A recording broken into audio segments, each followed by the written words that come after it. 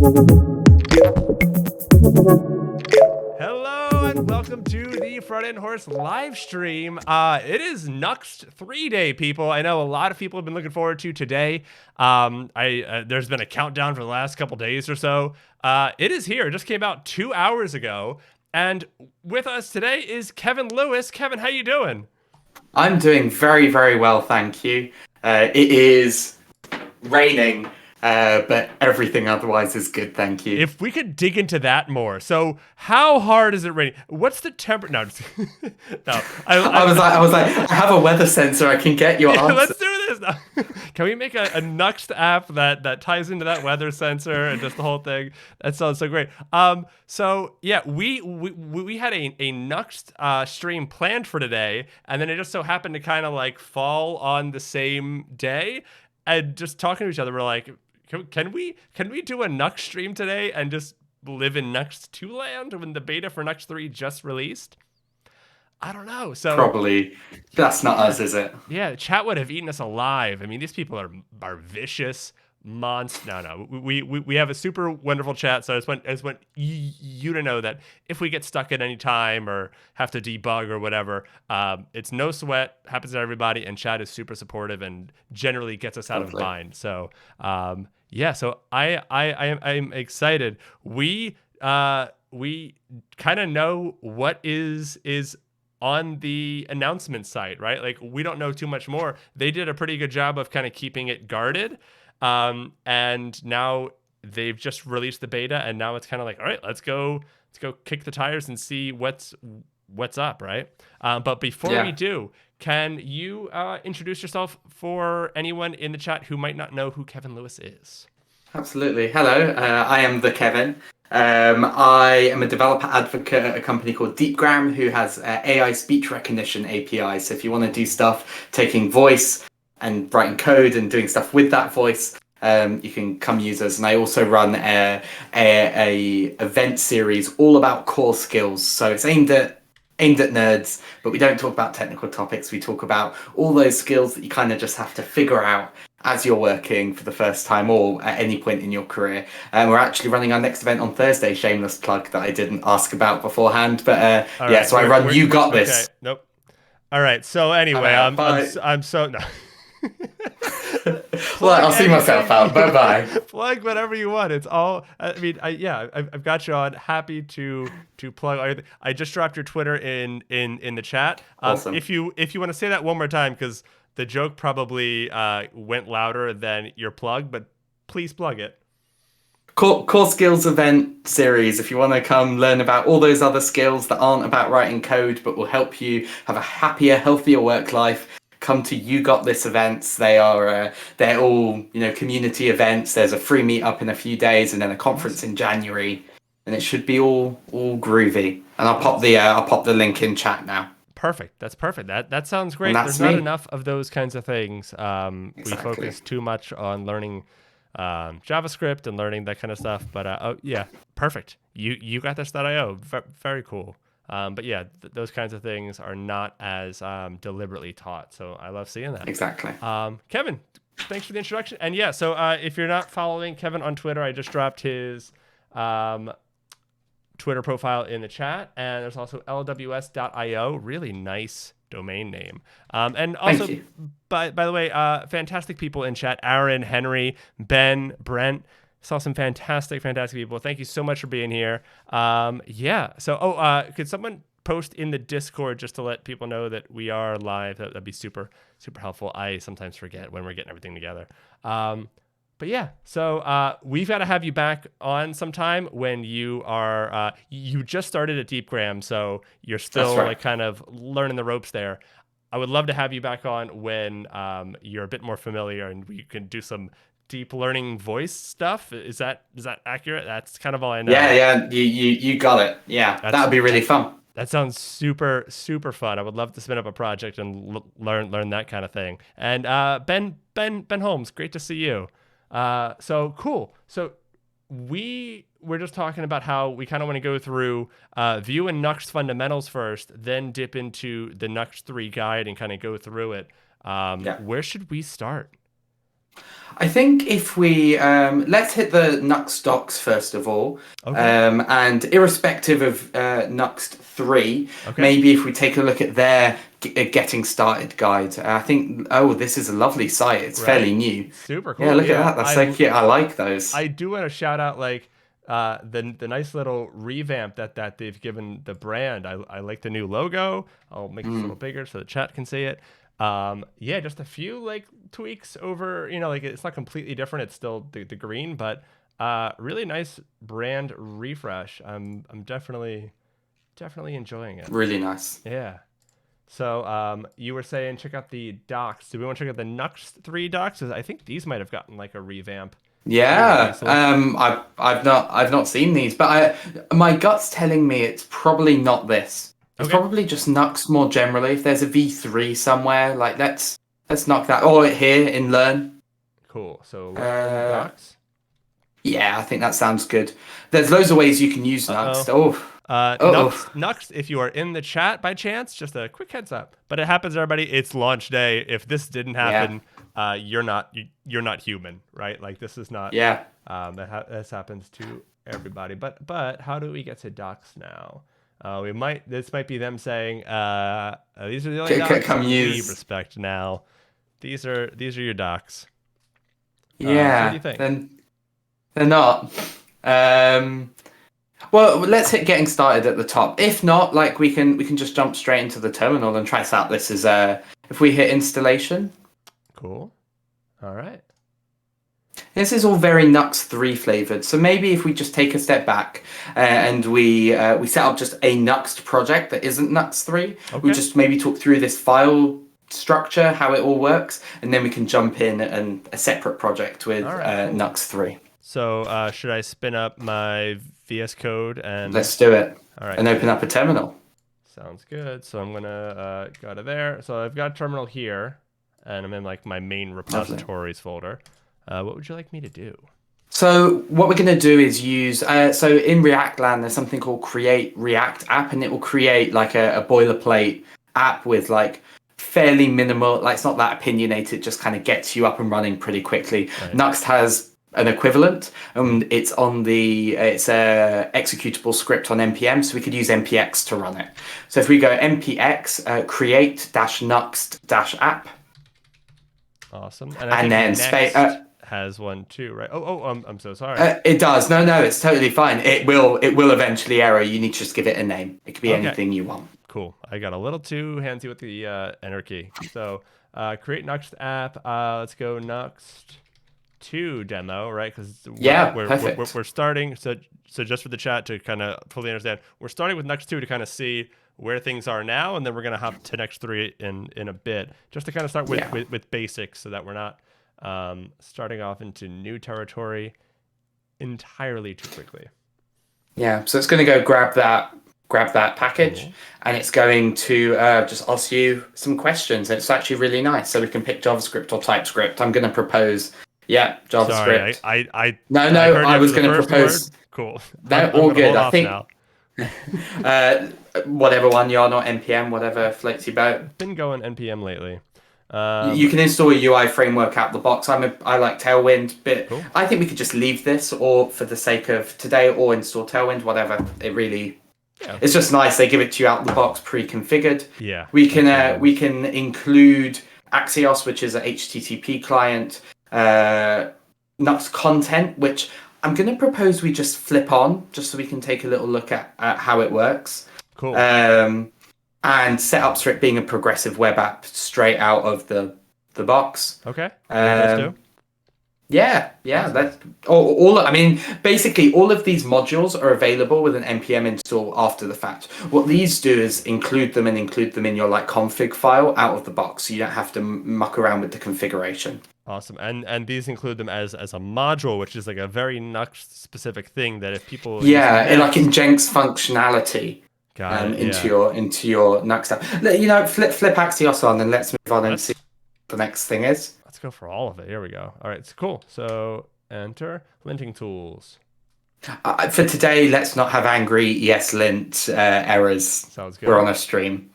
I would let's just skip it. Okay. for today, and let's write our code. Testing framework. Let's also skip that today, but it's again Sounds nice good. that it can be configured on Yeah. your behalf. Here we get an option between a universal app. Just to expand those acronyms for you, there's server-side rendering. So that will be an application that sits on a server and it takes in requests, and kind of like what you would expect from a more traditional web application. Like a lamp stack sort of thing. Yeah. I'm silent. Are you quiet? Can you all hear me? No. You are not Jamstack-confing it at all. I'm very silent tonight. Is this any better? Was I just not talking much? I do appreciate it, Thomas. That's Nino Pepper in chat, and thank you for catching that, Kevin. Is this any better, chat? Let me know. I'm gonna make sure my Wi-Fi is acting all right. In comparison to Kevin, you're a bit quiet. Okay, good to know. I mean, I could knock myself down a little bit. No. I turned you down. So yeah, just leave. Lovely. Cool. Lovely. I appreciate it, Thomas. Thank you.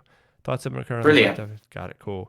Thank you, chat. Yeah. So I always encourage the chat to jump in and say, hey, tweak this, because I'd rather it happen now than 2 hours later and be like, oh, no one heard a word the guest said. Cool. Like that's great. So Thomas, I appreciate you greatly. Yes, awesome. thank you. Server-side rendering is kind of more of a traditional web application. You request a route, it prepares it, it sends it back to you. The SSG stands for static site generation, which at the end of the day will just spit out a bunch of HTML, CSS, and JavaScript files at all of the predetermined routes that you've provided. Now that's different to single page apps. You have probably seen single page apps if you're not familiar with them. They have like the hash sign. I think Americans call it the pound sign, right? This one. Yeah. In the URL. And what that effectively means is everything is one page. Everything is physically one page. And that hash doesn't actually load different routes. It loads like fragments of a page. And so there's a slight difference there. And that's all handled by JavaScript, right? Like that's just exactly cool. Yeah, so the only consideration is if we do a universal app is we need to think about all of the routes and make sure that they are available ahead of time. Otherwise, you'll hit a route, that route won't exist for some reason, and you'll get a 404. Cool. Like a full-on 404, it might not even be able to load your page or site at all. As opposed to single-page apps where it's all one page. We'll pick universal, I think, today. Sounds good. There are some considerations for single-page apps that I think are not that interesting for today. Cool. Deployment target, talks about where it's going to go. Let's just pick static, but in the context of what we're doing, it doesn't mean much. We can just skip this step. Again, lots of configuration, which is really nice, but also a bit verbose if we're just trying to learn some basics. So it can set up.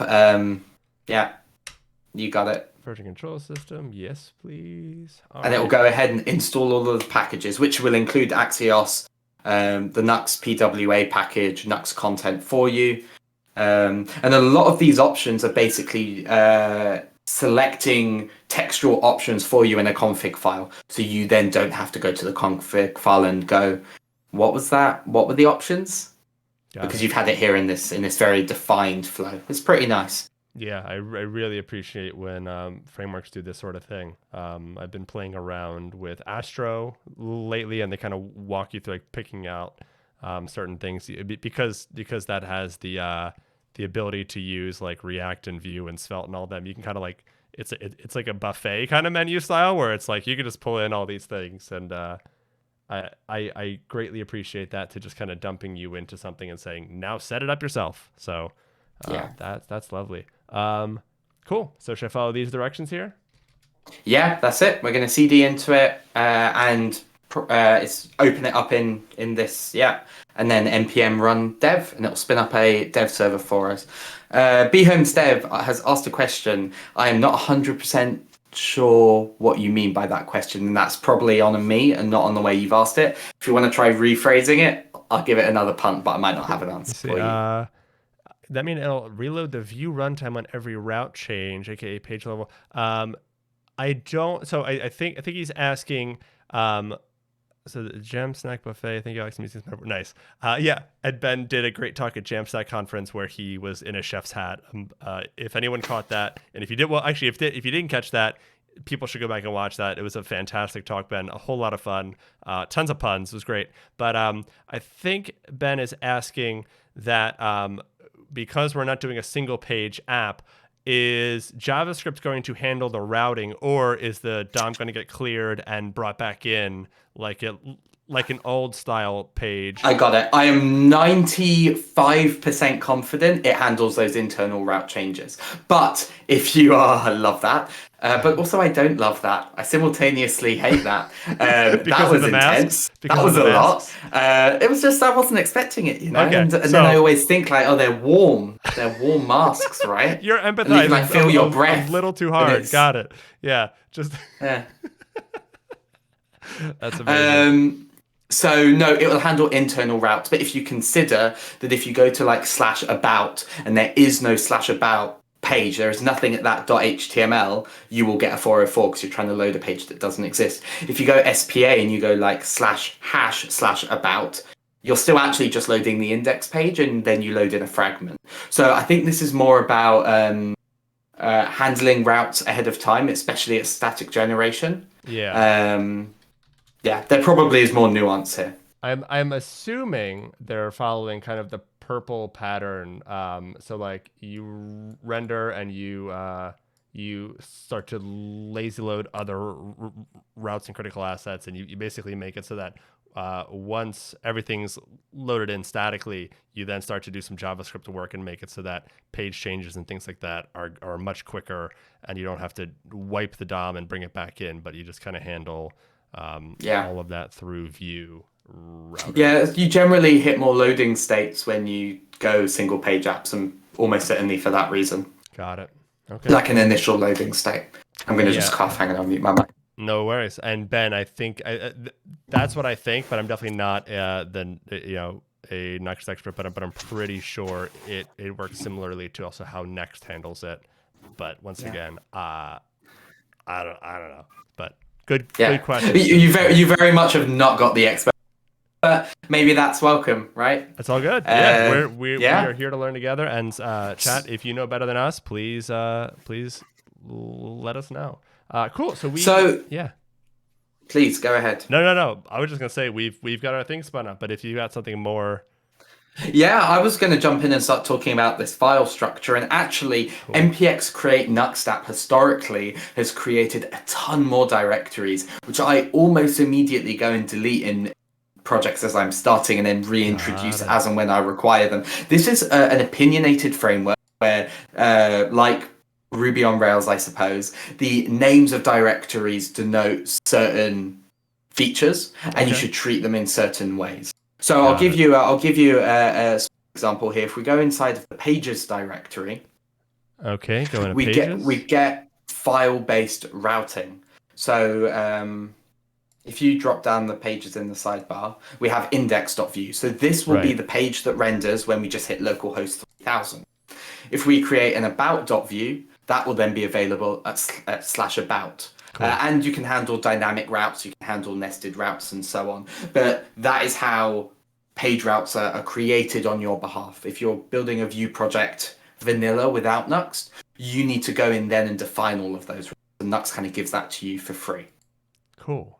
Does Nuxt use, like, my understanding of Vue is that it's different from React in one sense, in that the Vue router and like the Vuex or the different libraries that kind of go along with you are all handled by the core team and recommended in that way.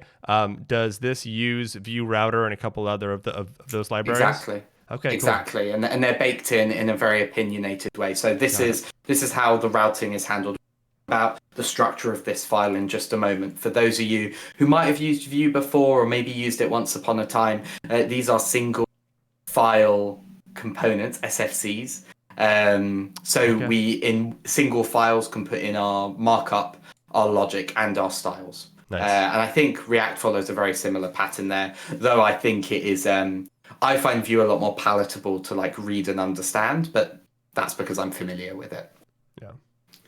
Inside of the store directory on the left-hand side is where we can create Vuex modules. Vuex is Got it. the redux of Vue. Cool. So in here we can create application-wide storage. We can also in the Vuex store common actions, mutations to that store, and so on.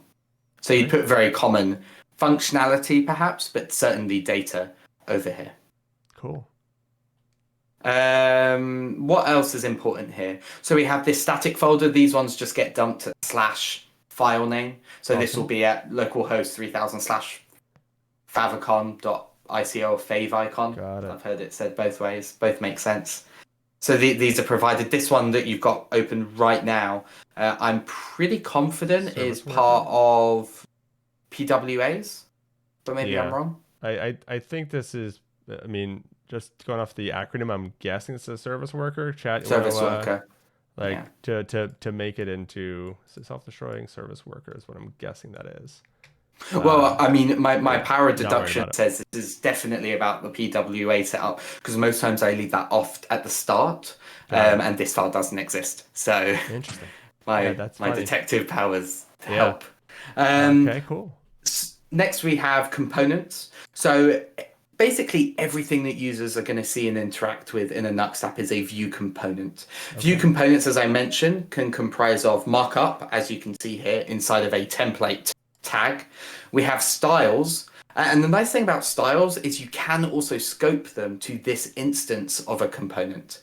And you do that by inside of the opening style tag, you just add a scoped keyword, just the word scoped. And then this style can't bleed out into your wider app. So like that, exactly. And then all of a sudden, if there are other Nuxt logos in my project, they're not going to get whatever CSS styles I add in here. And the way it does that is when it renders it out, you almost certainly have seen it if you've ever viewed source on big apps, or opened up your developer tools. What it will do is it will add a data-v, I think, data ID parameter into every instance, and then it will scope the CSS to that. So we see it here. Make this a little bigger. I'm struggling to see in my preview. I assume chat aren't struggling, but I'm struggling to see make out the text. It's a little bit pixelated for me, so just bear with me. For you. Thank you. Because if you can't see it, the chat probably can't either. So definitely want to. Oh yeah, it's a little bit pixelated, but I think it's okay now. So in here somewhere will be like a random parameter. Interesting. It might be on that opening SVG tag. I'm not sure. Yeah, it's on the SVG. It should be. Yeah, I thought it'd just be easy for me to open it up but I just it doesn't seem to be there, but that definitely is how it functionally works. Cool. And that means that every instance of this Nuxt logo component have local styles, which means they don't bleed out and aren't affected by other. Pretty sweet. And just like components that you can use anywhere are components, so are pages, and pages in turn can include other components. So everything's a component. Components all the way down. Components all the way down. And so every component can handle their own styles, states, their own logic, their own styles, and the markup. Awesome. The only other thing for those who might be more familiar React and not touch much Vue is syntactically Vue is a little bit different. It relies on what do they call them? Vue directives, which you basically use like HTML attributes. In most programming languages, for example, if you did a for loop, you would write the for and end for and then everything inside of that. In Vue, you create the single component and then you add to it a parameter, an attribute called v4.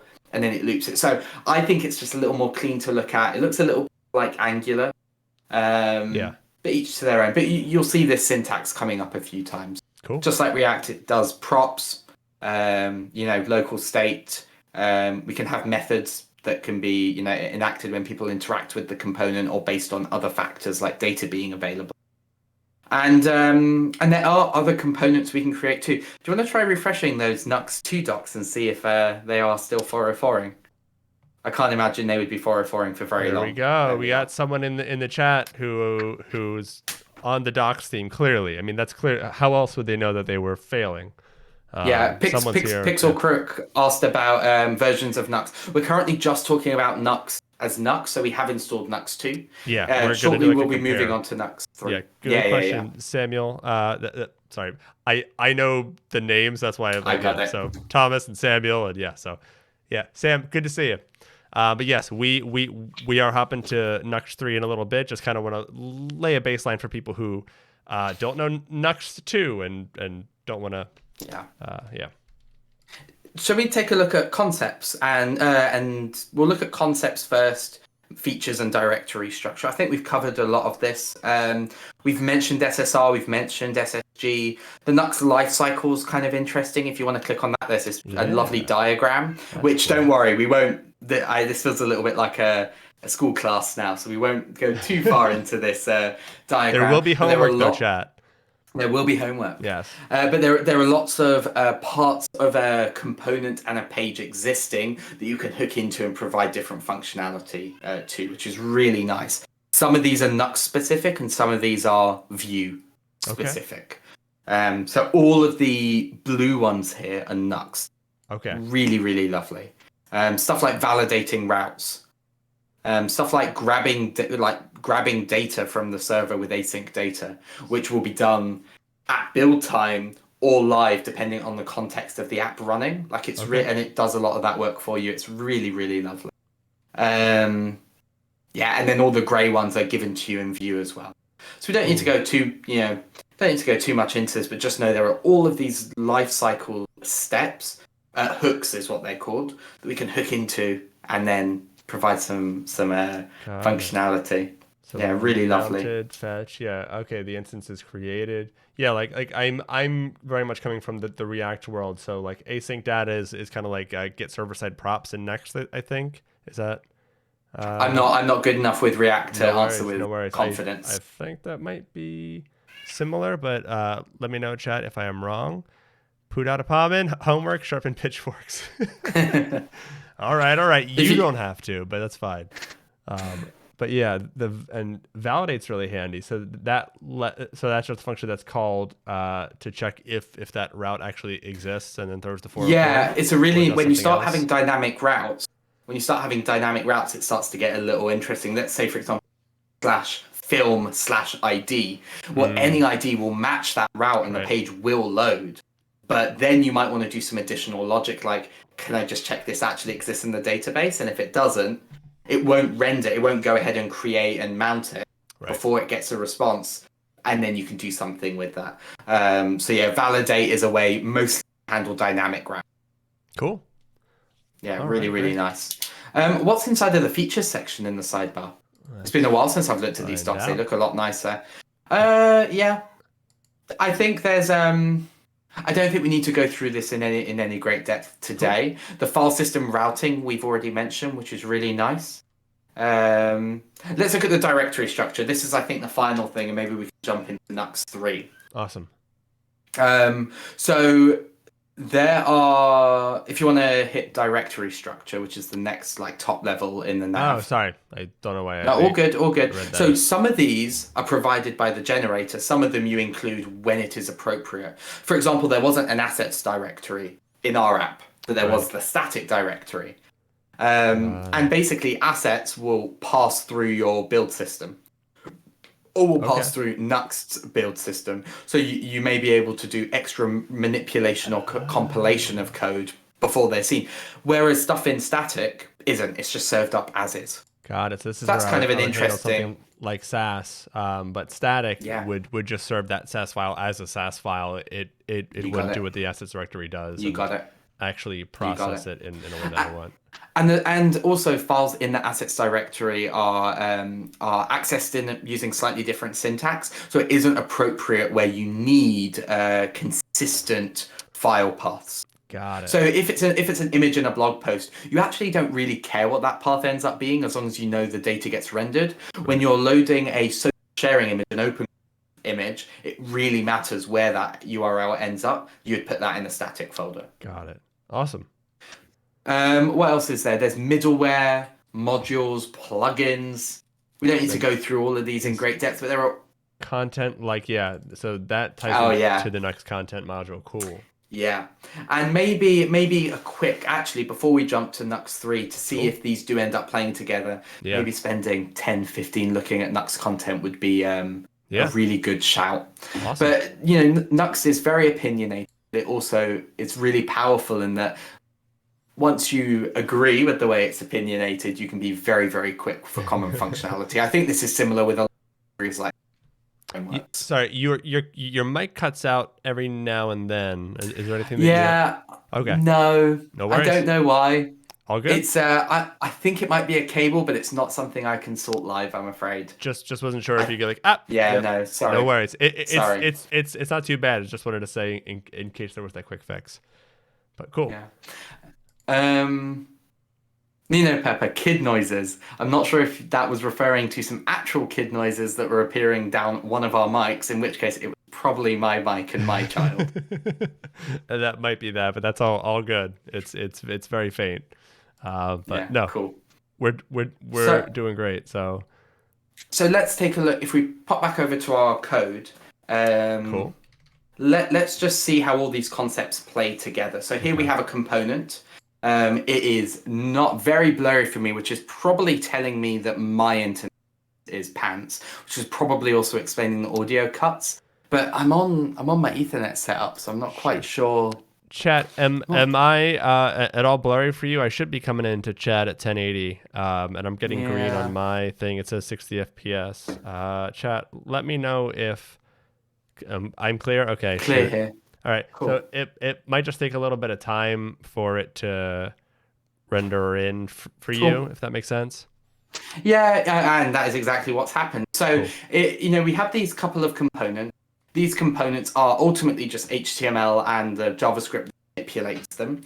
And our pages are also full view components. So if we head over to pages, let's create a new file. Okay. And let's call that new file about.view. Cool. And we'll create one from scratch and we'll kind of see how this works. Awesome. Now, every view file needs a template tag. That is the requirement. It requires a template tag with one child. In React land, you have something known as fragments, which won't render in, and you can kind of wrap your component in those. We don't have those in Vue. Maybe we do as of today. I don't think we do, though. So we need a template tag, and inside of that, we need one child. Got it. So just like a div or a div is common or something semantic, but div in this context will be fine. Let's see, would this be like a main or what's wrapping this? Do we know? Is there almost a layout file? Like so there is a layout directory too. In the absence of it, it will I think a div with an underscore of double layout. Let's just put a div in for now and just note to chat that like if you can put semantic tags here, if this is a header component, got it. Do that. Yeah. Right. Now inside of here we can write any arbitrary HTML. We can also include our component. And maybe if we do like an H1 about, so we can be sure that we're on the about page. Cool. And then we can use the Nuxt logo component. Okay. So, and then we're going to need to import this, right? This is a lovely thing about Nuxt. It is actually a setting you can turn off, but all components are loaded in globally for you. You can turn that off, and in the past that wasn't the case. Yes, you would have had to explicitly import them, but no, that's actually all we need. That's nice. But I'm assuming a tree shakes out components that like it's not shipping every component with every page. It's only shipping the components that are used on this page. Exactly. If I have like 100 components, it's not just saying like, here you go, page. Assume that you might need this at some point. So that's really nice. Exactly. Yeah. So if you save that, and let's just look at the output. If you go to localhost 3000 about, we should see an H1 with about and the logo, which shouldn't be a surprise to anyone. Awesome. There you are. So we've got the logo. Lovely. Inspect. Yeah. That's what we thought. Lovely. Yeah. So div. Okay. So there's a body, and then div ID Nuxt, div ID layout. Cool. And then that's our div, I believe. Very nice. That is our div. I wish fragments were a thing, but Yeah, it's fine. No worries. Chat. I goofed and I did not plug the I wonder feature that I normally plug, and I still need to tweak a bit. Just make sure, because I'm seeing some good questions go by, and I don't want them to go unloved and unrequited. So make sure that if you've got a good question, just do !TIL. No. Sorry.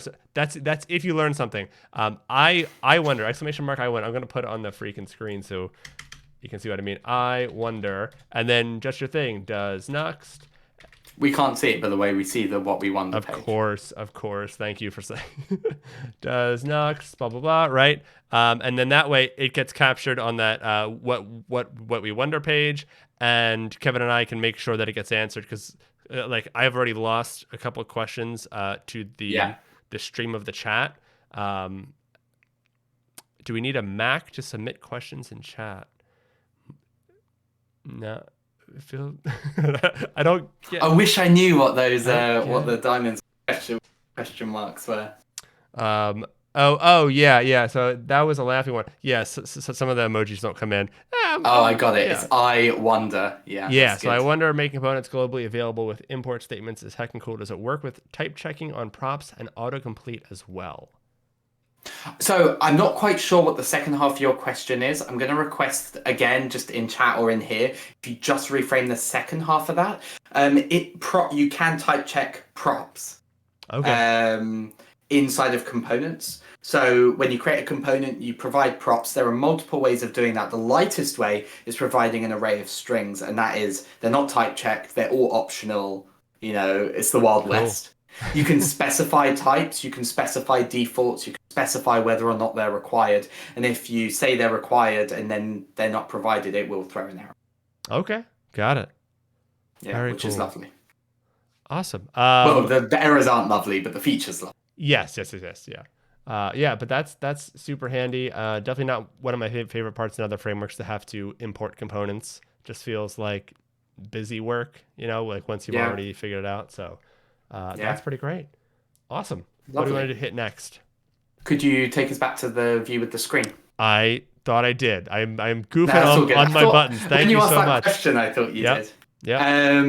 Goofing. Okay. So we have this component. What we're going to do here is we are going to write just a really simple method that does almost nothing, just so you kind of see how the script tag works inside of Nuxt. Cool. Then we'll touch Nuxt Content, then we'll move on to Nuxt 3. So we're going to create exactly, that's the one. That one? Okay, cool. Yeah. Lovely.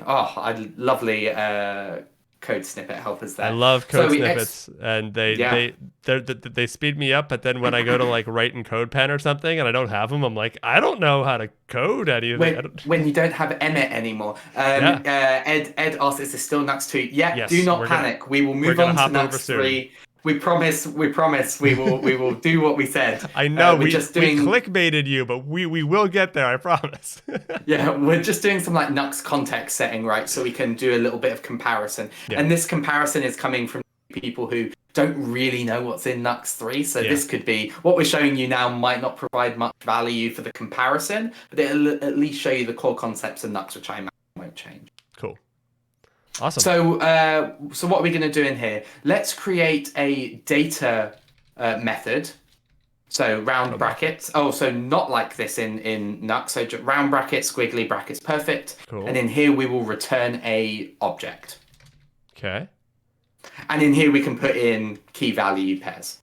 So let's just put in, we're going to do the really boring like counter, because I think it's just an easy one to show you a bunch of concepts. So let's do a counter and initialize it with 0. Cool. Lovely. And now we're going to need a method, and that method will just increment the counter. So in the same level as data, methods, and this is an object. Increment counter, whatever we want to call it. Okay. And this is you don't need that. You could do it that way too. Okay. You actually to make it more succinct, you can do this the same way you did data. So you can just do round brackets and squigglies. Sounds good. and then just this dot counter plus plus.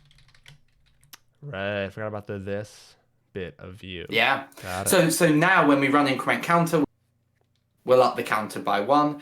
In the template now, let's create firstly a paragraph like a P and just put in the counter. And we do that in here with double squiggly brackets. Cool. Just like that? Yeah, that's perfect. So that will show 0. And we want a way to increment it. Let's just pop a button in. And I think at the end of this, we'll basically understand how Vue looks. Yeah. And this is where I think React looks really nice in comparison to Vue looks really nice in comparison to React. As someone who doesn't write a lot of React. You so almost complimented the wrong thing. Yeah, I know. I almost did it the other way around. So there are lots of ways we can write this. I'm going to jump straight to the shortest version, which is @click equals quote marks increment counter. And if you save that and reload it, that's all of the functionality. So that will hook into, there you are. Lovely. Nice and big. And check now the same way actually, I'll show you just one other thing so you see how the directives work. Okay. If we head back over to the code editor and let's inside of data create just an array. Let's call it Avengers. Avengers. We like the Avengers. I like the Avengers. And we'll just make this a set of strings. So who have we got? Captain America. I mean, Hawkeye's clearly the leader, and the crew that without him they couldn't do anything.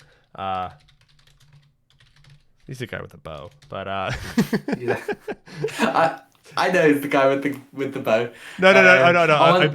I'm just saying, like, of all of them, he just feels like, I don't know. That said, he has a very good shot. He is a good shot. For those of you who may be interested and have not watched it, I quite enjoyed What If, which is the Disney Plus series. I need to catch up on concluded. all the Disney Plus stuff. I haven't seen WandaVision. I haven't seen. I was big into the movies, and then all of a sudden they have these shows, and I have to sign up for another thing. I'm just like, I can't keep up with this. I can't. WandaVision's really good. Loki was incredible. Falcon and the Winter Soldier was like, it was pretty obvious where we were going, and it was all right. But it was all right, Got it. And what's just what if cool, and Loki seems cool, and just like the dimensionality kind of things. I don't know. Captain America, Hulk. Let's go Iron Man, and one more.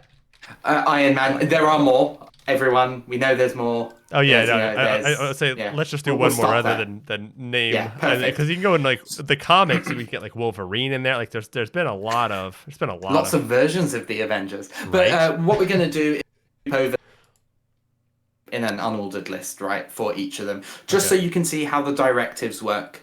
So what we're going to do is create a UL. I'm not helping this file. It's interesting. I know. I was thinking to myself, this doesn't feel right. Okay, and we'll do an li. Now, what I am getting some. Okay. What you might be expecting is to put like a for loop above and below the li. In Vue, you don't need to do that. That kind of thing, right?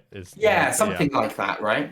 And so that's React land. Right. So in here, we can go as an attribute v4. Avenger in Avengers. So you give it the key and the iterable, and then inside of the li. Oh yes, so we can provide a key. No, let's. Nope. Cool. We will do that inside of the li. Let's refer to the Avenger. Okay. If this was an object inside of the double squiggly, we could don't forget the double squiggly. You could put like Avenger.name, Avenger.team, whatever. Cool.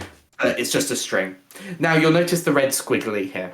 Got it. Now there is a unique value to all of these Avengers, but what Nuxt expects us to do is to provide it with a unique value, which it will use for internal indexing, and I think there's something around performance in there as well. Okay. And the way we do that is by providing a key attribute. So we'll provide key as you were writing, and we provide it with the unique value. That could be Avenger.id, right? Avenger.uid, right. But Avenger is unique. Cool. And you'll notice that colon in the key that tells it that the value of the quotes is to be evaluated. So Right. that is not just the word Avenger. But it would that be is if the I did value. that. If I do Correct. that, Then they're all now of them not get unique. Avenger, Avenger, Avenger, Avenger, right? But this Exactly. is cool. So this will work.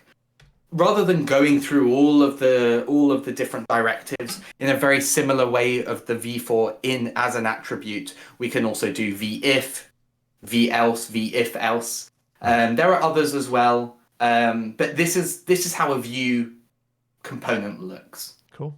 Now the final thing I think we should cover before going over to Vue 3, and we can do this pretty swiftly, is Nuxt Content. I love Nuxt Content. It is a kind of headless CMS. So when you're creating content, you often have some kind of UI that you type in, like Prismic. Right. And you type in that, and that's great, and you save it. WordPress in years gone by, or now I suppose, you have this UI and it stores the content for you.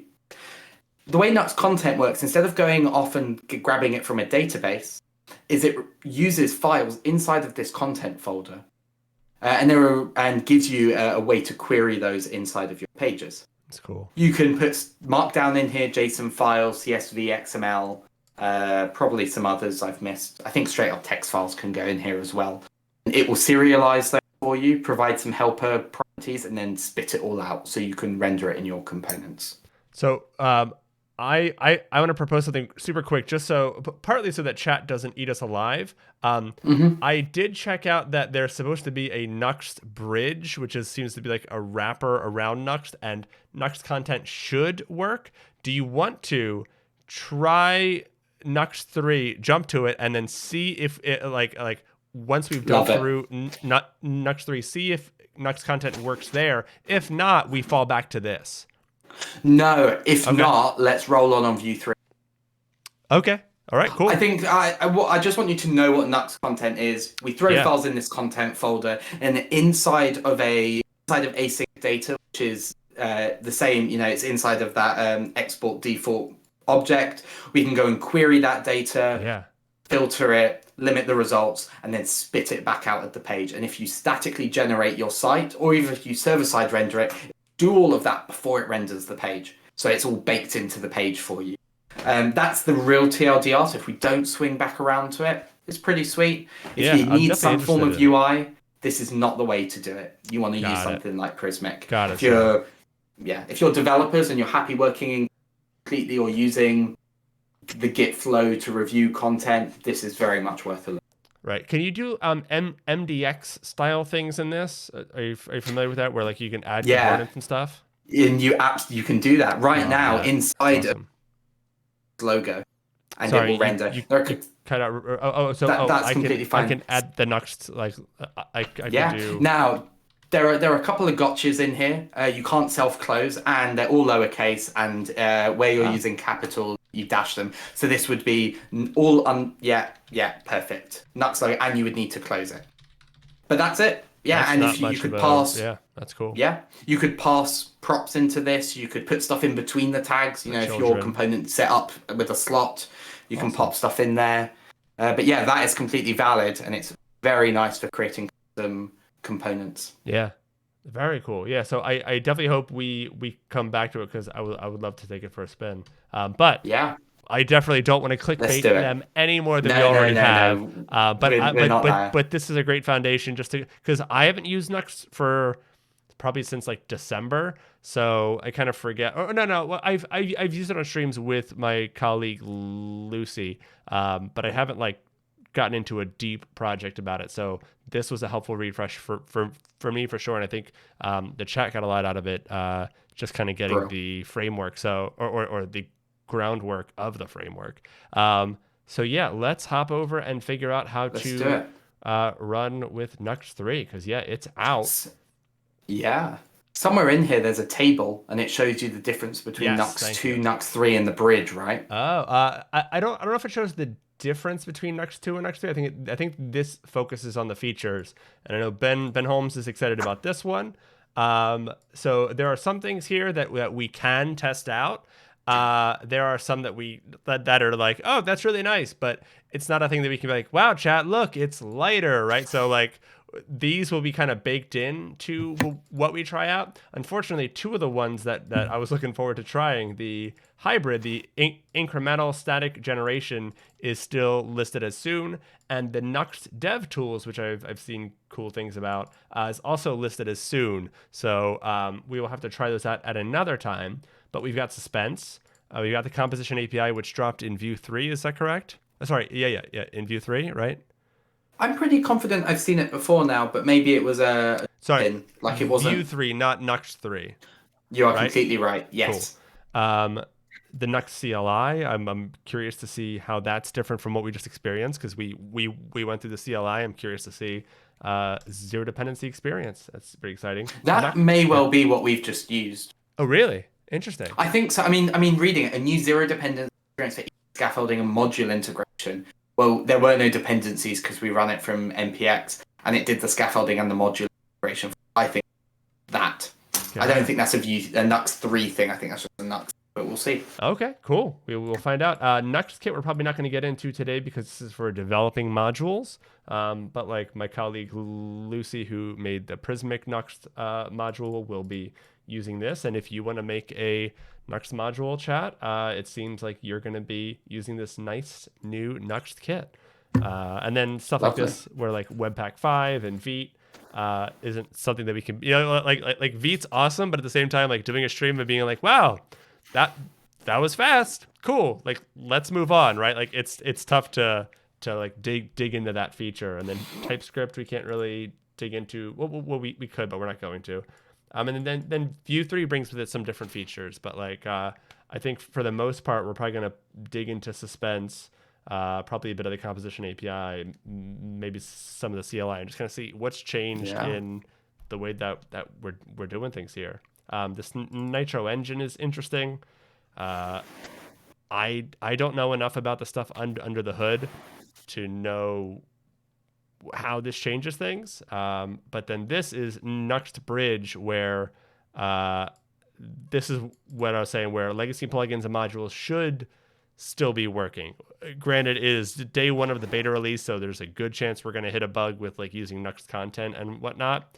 But yeah, it seems like they've got this nice little like wrapper that allows you to plug in. Before we jump in, just because it says config compatible, could we flip back to the code editor for just? I promise, but I'm not going to derail it. If you go to the Nuxt config there. We never really looked much at this file, but this is a huge config file. It can get a lot bigger than it is by default. Oh, wow, yeah. And it allows us to, really fine tune how we want our Nuxt app to work. And in most cases, that little UI tool we stepped through, what it did was set us up for and configure this file. Okay, we see it there. Tailwind's there, Axios is there, PWA and content. Yeah. We can configure those further, further down the document. We can set build settings. When we generate a static site app, we can tell it where to dynamic. So to give you the... Say that again? Yeah, so I wanted to expand on that. So we didn't talk about dynamic right side of pages directory, but we can do that, /blog/year/slug. That's quite a common pattern, right? So we have this structure, but we don't know what pages we'll need to generate ahead of time. What we might want to do is go off to Prismic, grab all of the blog posts that are marked as published, and then pre-render all of those pages. You can also do that here in the conf file, generate sitemaps and so on. Change between single page app mode and the server side mode. There's so much here because they mentioned the config. I'm interested to see how this config, to say we're compatible with Nuxt 2 config implies there is a difference in the config. So I want to see what it looks like here. Awesome. Thank you for pointing that out. That's this seems like a really powerful thing to be able to tie into. That's cool that they exposed that much off the bat. Great. So should we get started with? Here we go. Oh, it's not production ready. Okay, we will hold off on shipping our our company's site with us today. All right. Our brilliant company site with a button and an incomplete list of Avengers. Yeah, it's just not production ready. So we'll hold off for the official release. But we've got Node, you got all this stuff. So installation? Yeah, let's go for it, right? Oh, hang on. Yeah. Go back. The comparison was at the bottom. Ooh, thank you. The okay, table. Cool. Yes, yeah. This is what Lucy fixed, because this is just rude.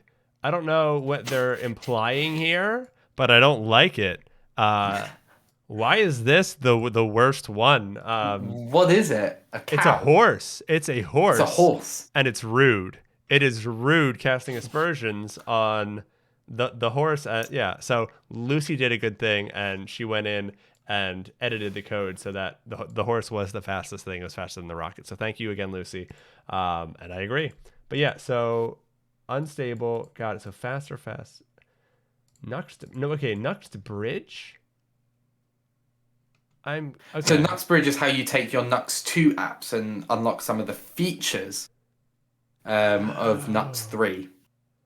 Okay, I wasn't thinking Nuxt Bridge was like a 2.5 or something, but this seems to imply that Nuxt Bridge is like a 2.5. I thought Nuxt Bridge was like another module that you plug into Nuxt 3. That's interesting. Well, what do they say? What do they say at the top of this section? Because this section is called Nuxt 3 or Bridge ?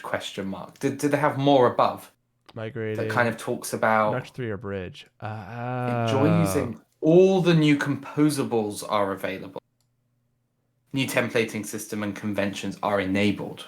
Got it. Okay, so this is okay. If you're migrating, you start by doing Nuxt Bridge. You can try most new features while keeping breaking changes to a minimum. That's really cool. So it does seem like a stepping stone between 2 and 3. So you can get the new features.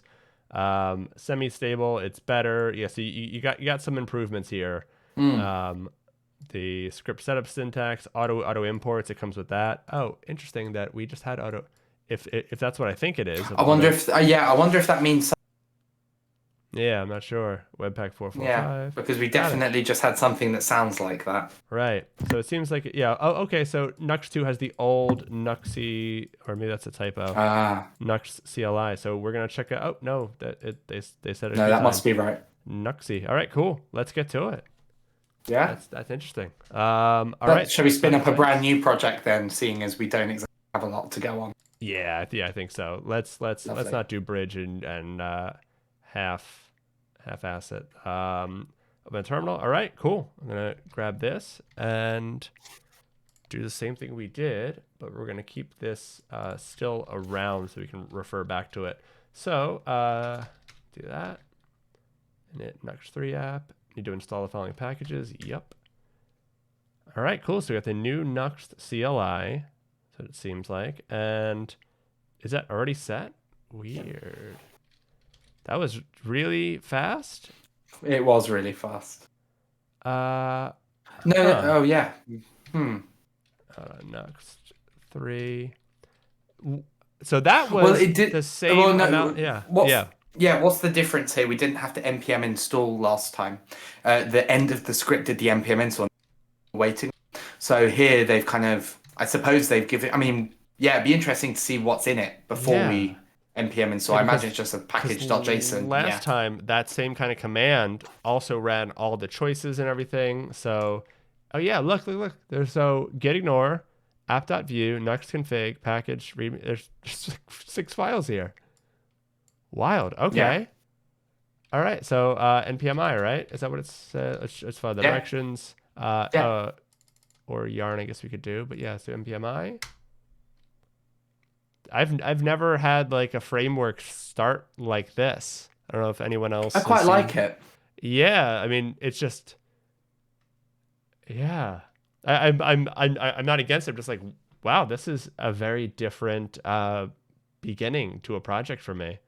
Usually, I mean, even when I do a create React app, which is like as light as I might go. Hey, thank you for the follow, Kevin. Appreciate it. Yeah. You're now an honorary horse, so congrats on that. Okay, Just so imagine it gets hot and sweaty, and then you're. So doesn't it just stay that's why I like don't own one. condensed? People keep telling me I have to buy one. I'm like, I don't Yeah. know if I'm gonna like that, y'all. Okay, so we've installed and we still haven't hit anything. So now we're gonna go ahead and run dev. Interesting. What's the O? I'm not sure. Dash dash space dash O. Yeah, it's a flag. I don't know. Let's. Interesting. Well, let's run it, and there was commands as well. So I'd This be is interested so in. lightweight. I feel like we're doing something wrong, but we're Oh, we're following the copying and directions. pasting the guide. Yeah. Wow. Okay, it's kicking Oh, off this now. is pretty. Dang, Chad, look at this. This is a fun little loader. Okay, I wonder what's happening. Is it showing anything here? Feet server. Okay, we're getting some errors. My coworker Lucy did warn me that there might be something that we need to work through with Windows 10, which is what I'm on. Okay. But I figured we would see how this goes. Wow. Okay, so we are getting this error, but it doesn't seem to be like a breaking error. Are we set up? That's wild. So Server-side rendering error. got it. Let me check real quick to see what that. Oh, this is a Windows thing. Absolute pass must be valid file URLs receive protocol C:, which will be your C drive. Got it. So huge shout out to Lucy who preempted this and sent me this. So she said the solution's in the in a comment. Let's see. I'm looking for emoji thumbs ups, but let me drop this in chat and see if chat can help out. Oh, and Pixel Quick says open flag probably so that the page opens and when the server runs. You know what I mean? Because the like it started a new tab. That does make sense. All right, let's see. That's what the dash O was, yeah. Yes, Although yeah. just the dash dash felt weird, didn't it? Because it didn't. What does that mean? Yeah, sometimes that's just let's see what she said. So sometimes that seems to be looking. Okay, here we go. This specific one. That's like you need a middle argument, and we're just not passing that. So it's Oh, I got you. Yeah. Okay, so adding this in the Nuxt config.ts. Let's see. So we won't get to use Vite with this. Oh, interesting. I think it was all of It's a Got it, It's just Vite force on what was there. Okay, Yeah. cool. So sorry to Ben in the chat. I apologize. I know he's wounded inside right now, but got a lot of Vite fans in the at least one Vite. Is it Vite? I think it's Vite. Calling it Vite. Okay. But yeah, I am no expert. Chat. Let me know. That's what I've been told. I think it's Vite. All right, cool. So we are up and running, and we don't have that. Thank you to Puya Parsa for Lovely. that little fix. Awesome. So now, yeah, we are up and running. Like, okay, just look at. Okay, I guess, but this is probably but we don't touch that. right. That's probably in our git ignore, right? Yeah, .nuxt. So like that's gonna get blown away. That's gonna get blown away. This is all we have right now. This is wild. What's in app.view? I think it's just Nuxt welcome. Where is Nuxt welcome coming from? What? They just have a built-in Nuxt welcome component? Nuxt config? Let's read the guide. All right. Wait. Wild. Let's read what's in the README. Oh, I'm so excited. There's so much to This do. is cool. I think this is pretty minimal. Yeah. Okay. Yeah. And then it goes go read the docs. So yeah, I think we've already got that up. Let's go. Yeah. Yep, we got Nuxt. Okay, development server. Next steps: learn about concepts, learn about usage. Okay. Bridge. We don't need bridge. Commands. Nuxt 3 has two main commands: one to start development server and one to make production assets. Okay. Wild. Okay. Documentation, I guess. Let's just come here. Let's see what we've got. What's in concepts out of curiosity? Yeah. What is Nuxt? Okay. This seems to be kind of what we talked through. Yeah. And then server engine, new server engine named Nitro. Many benefits, cross-platform for Node.js browsers, serverless support out of the box, API routes, automatic code splitting async loaded chunks. That's nice. Hybrid mode for static and serverless sites, and development server with hot module reloading. Okay, so that's API layer. Talking. Server directory. What does this mean to you? Because I don't understand this bit. Well, so it's the server API endpoints. It's the link there. I'm just trying to understand what it does. Nitro acts for the direct calling of. Okay, I think we might. I mean, this technically isn't part of the guide. I feel like we're going down. No worries. Yeah, so let's so the guide's pretty short in that like you install it. And then you can go over to concepts or then usage. And then you just get to building stuff out. Cool. So let's give it a shot. Do we bring in our same pages and everything like that? So public directories, directory, so plugins directory. So this is the directory structure. Okay, so they don't give you anything out of the box. It looks like they're just giving you like they put it all in the docs here, and then they say this is what these directories are for. Go make them. You can add them if you want. What's in composables? This is not. This was not there before. Nuxt will soon support composables directory. To auto import your Vue composables into your application when used. Learn more on the open issue. Okay, cool. I don't know what a composable is, but okay. That I think because Lucy walked us through it on a stream, is from Vue 3, and it's kind of like React hooks in a sense, but I don't know them well enough to get into it any deeper than that or like really explain it. We actually have Ben Hong from Netlify coming on in a couple weeks to like dig deep into Vue 3. Brilliant. The composable API. Am I saying that right, chat? To my, I don't know. I think it's the Vue.js. Here we go. Composable. Is that what it is? Learn guide. I think it might be that. Yeah, composing. Oh, Pixel Crook brings up such a good point. Yeah, love that it's so minimal to start, I assume is what you're referring to. First thing I did in V2 was deleting read. Git, you can't just have empty directories. You have at least one file within them. So it came with a bunch of directories with a bunch of readmes. You just have to go through and delete all the readmes, and it wasn't a great experience. Okay. Yeah, this is just wild that it starts with really no folders, right? I've never had a project kind of kick off that way, but I'm for it. So should we create some pages? Yeah. Awesome. So we've got that page, and interesting is that app.vue. Is app.vue in the other one too? No. Yeah, there's no app.vue in. So I'm trying to work out exactly what it. Yeah, so it seems like app.vue might be our starting point for everything. Let's see what the docs say. Let's see, that's our project there. I'm gonna bring this over here. Nope, that's old Nuxt. Here we go. So I think maybe app.vue is for if you're building single page apps and you have a single entry point. Whereas, or because if you, the page says the two ways to go from here is create an app.vue, which was provided by default, or create /pages/index.vue. So maybe, the app file, right? Sorry, it's written right here. No, it's all good. I don't. It's the main component of your Nuxt 2 applications. With Nuxt 3, the pages directory is optional. Very cool. If not present, Nuxt won't include Vue router dependency. Okay. This is useful when working on a landing page or an application that does not need routing. Right? Like if I don't need it, don't bring it in. Don't weigh down my bundle. That's fantastic. Usage with pages. If you have a pages directory, I'm wondering if it becomes like a layout.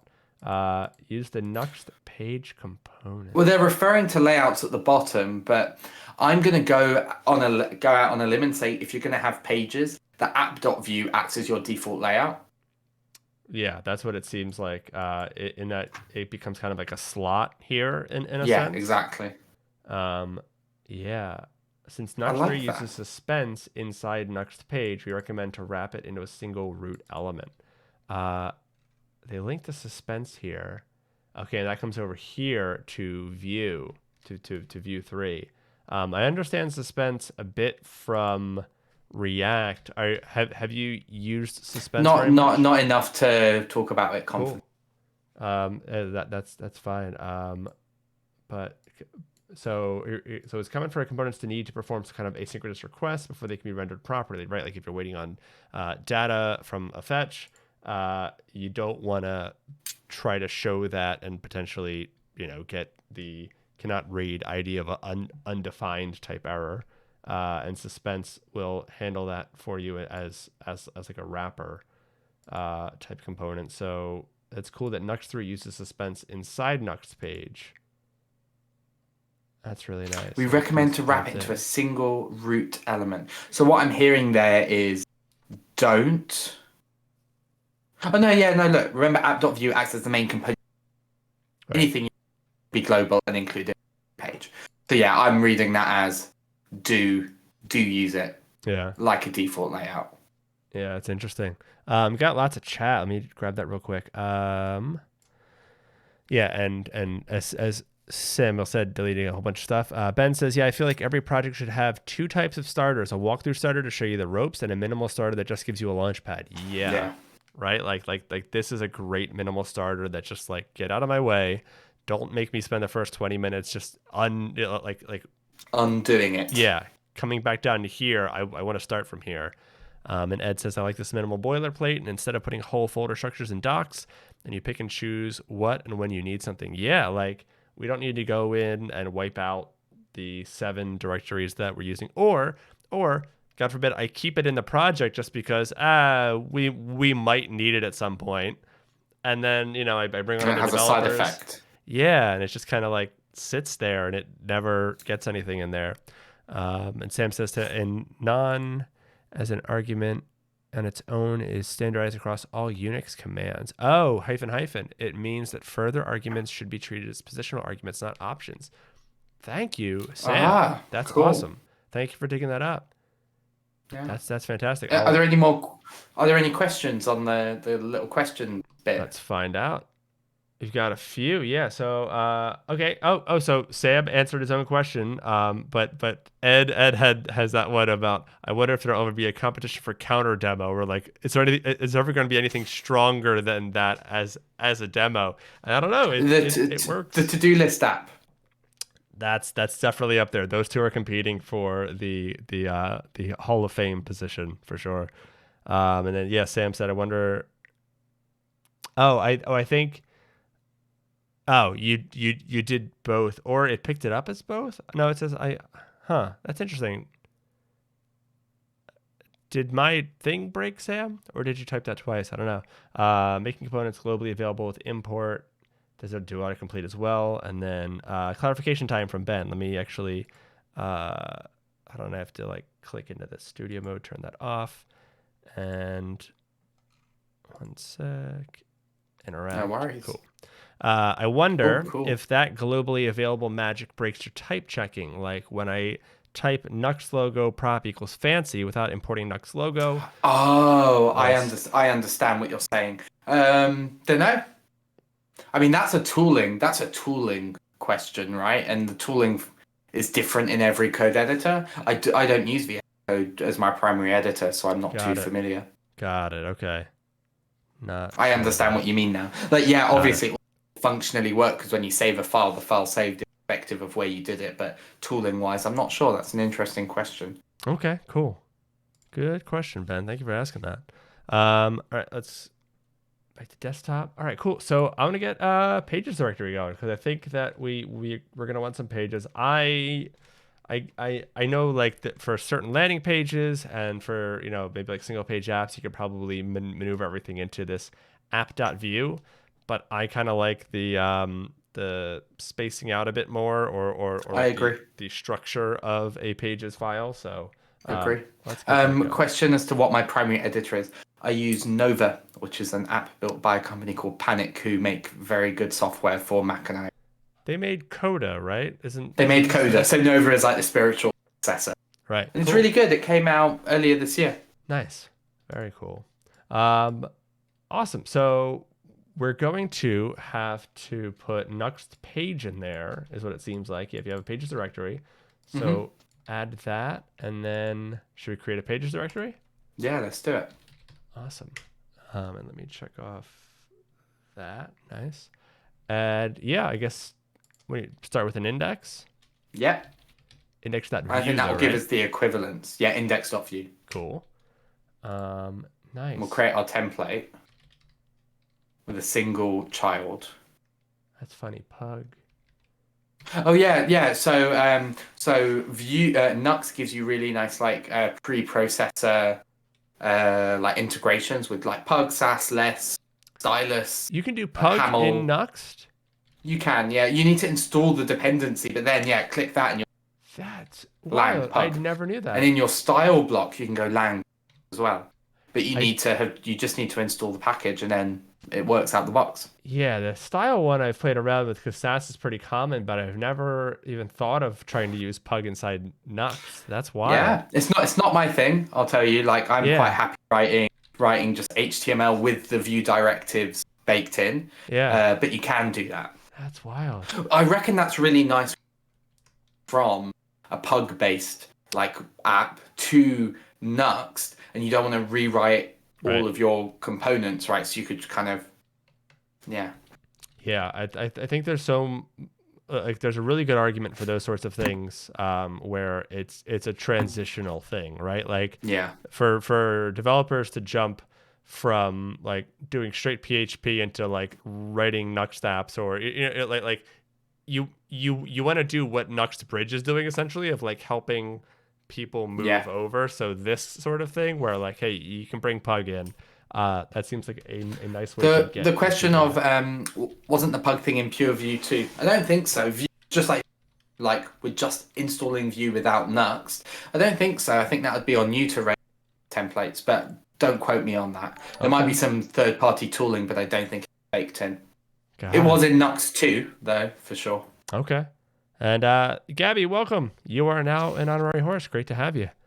So Ed says that, and Ben. So Ben is Ben is B Holmes. They are working on a awesome 11T project called Slinkity that basically allows you to use React components inside 11T and kind of get the best of both worlds there. It's super cool. Very nice. I love 11T. Awesome. I think that sounds great. And Ben's using Vite and working on bringing Vue into that, and basically like Astro, but for 11T is kind of, if you're familiar with Astro, that's kind of how I think about it. And Burned Chris, great to see you. FS Jam podcast, fantastic stuff. Great to have you here. You're now an honorary horse. So got some good friends in the chat. Okay, so unexpected string because / about doesn't exist. Exactly, yeah. So you're hearing the dog now as well. Yeah, it's all good. All fun and games. All good. Am I not running a server? I don't think I'm running a server at all. Oh wait, I am. Interesting. Localhost 3000. Unexpected string. That's a big old 500. I like this error page though. Yeah, no, I mean the design of all of it is pretty gorgeous. I'd rather we weren't getting an error. Yeah. So what does it say? So I did a Nuxt page. I might need to restart the server because I kind of fundamentally changed the way that this whole thing works. Unexpected string. So is my view borked? Is this seems like fine view, right? Oh, you cut out. I think you said yes, though, right? I muted my mic. Gotcha. Yeah, it just needs to be a single child. Bald bearded builder. Hello. I know. Always a mistake to bring me. Bald bearded builder. Great to see you. Who let that? Oh, you're familiar with each other.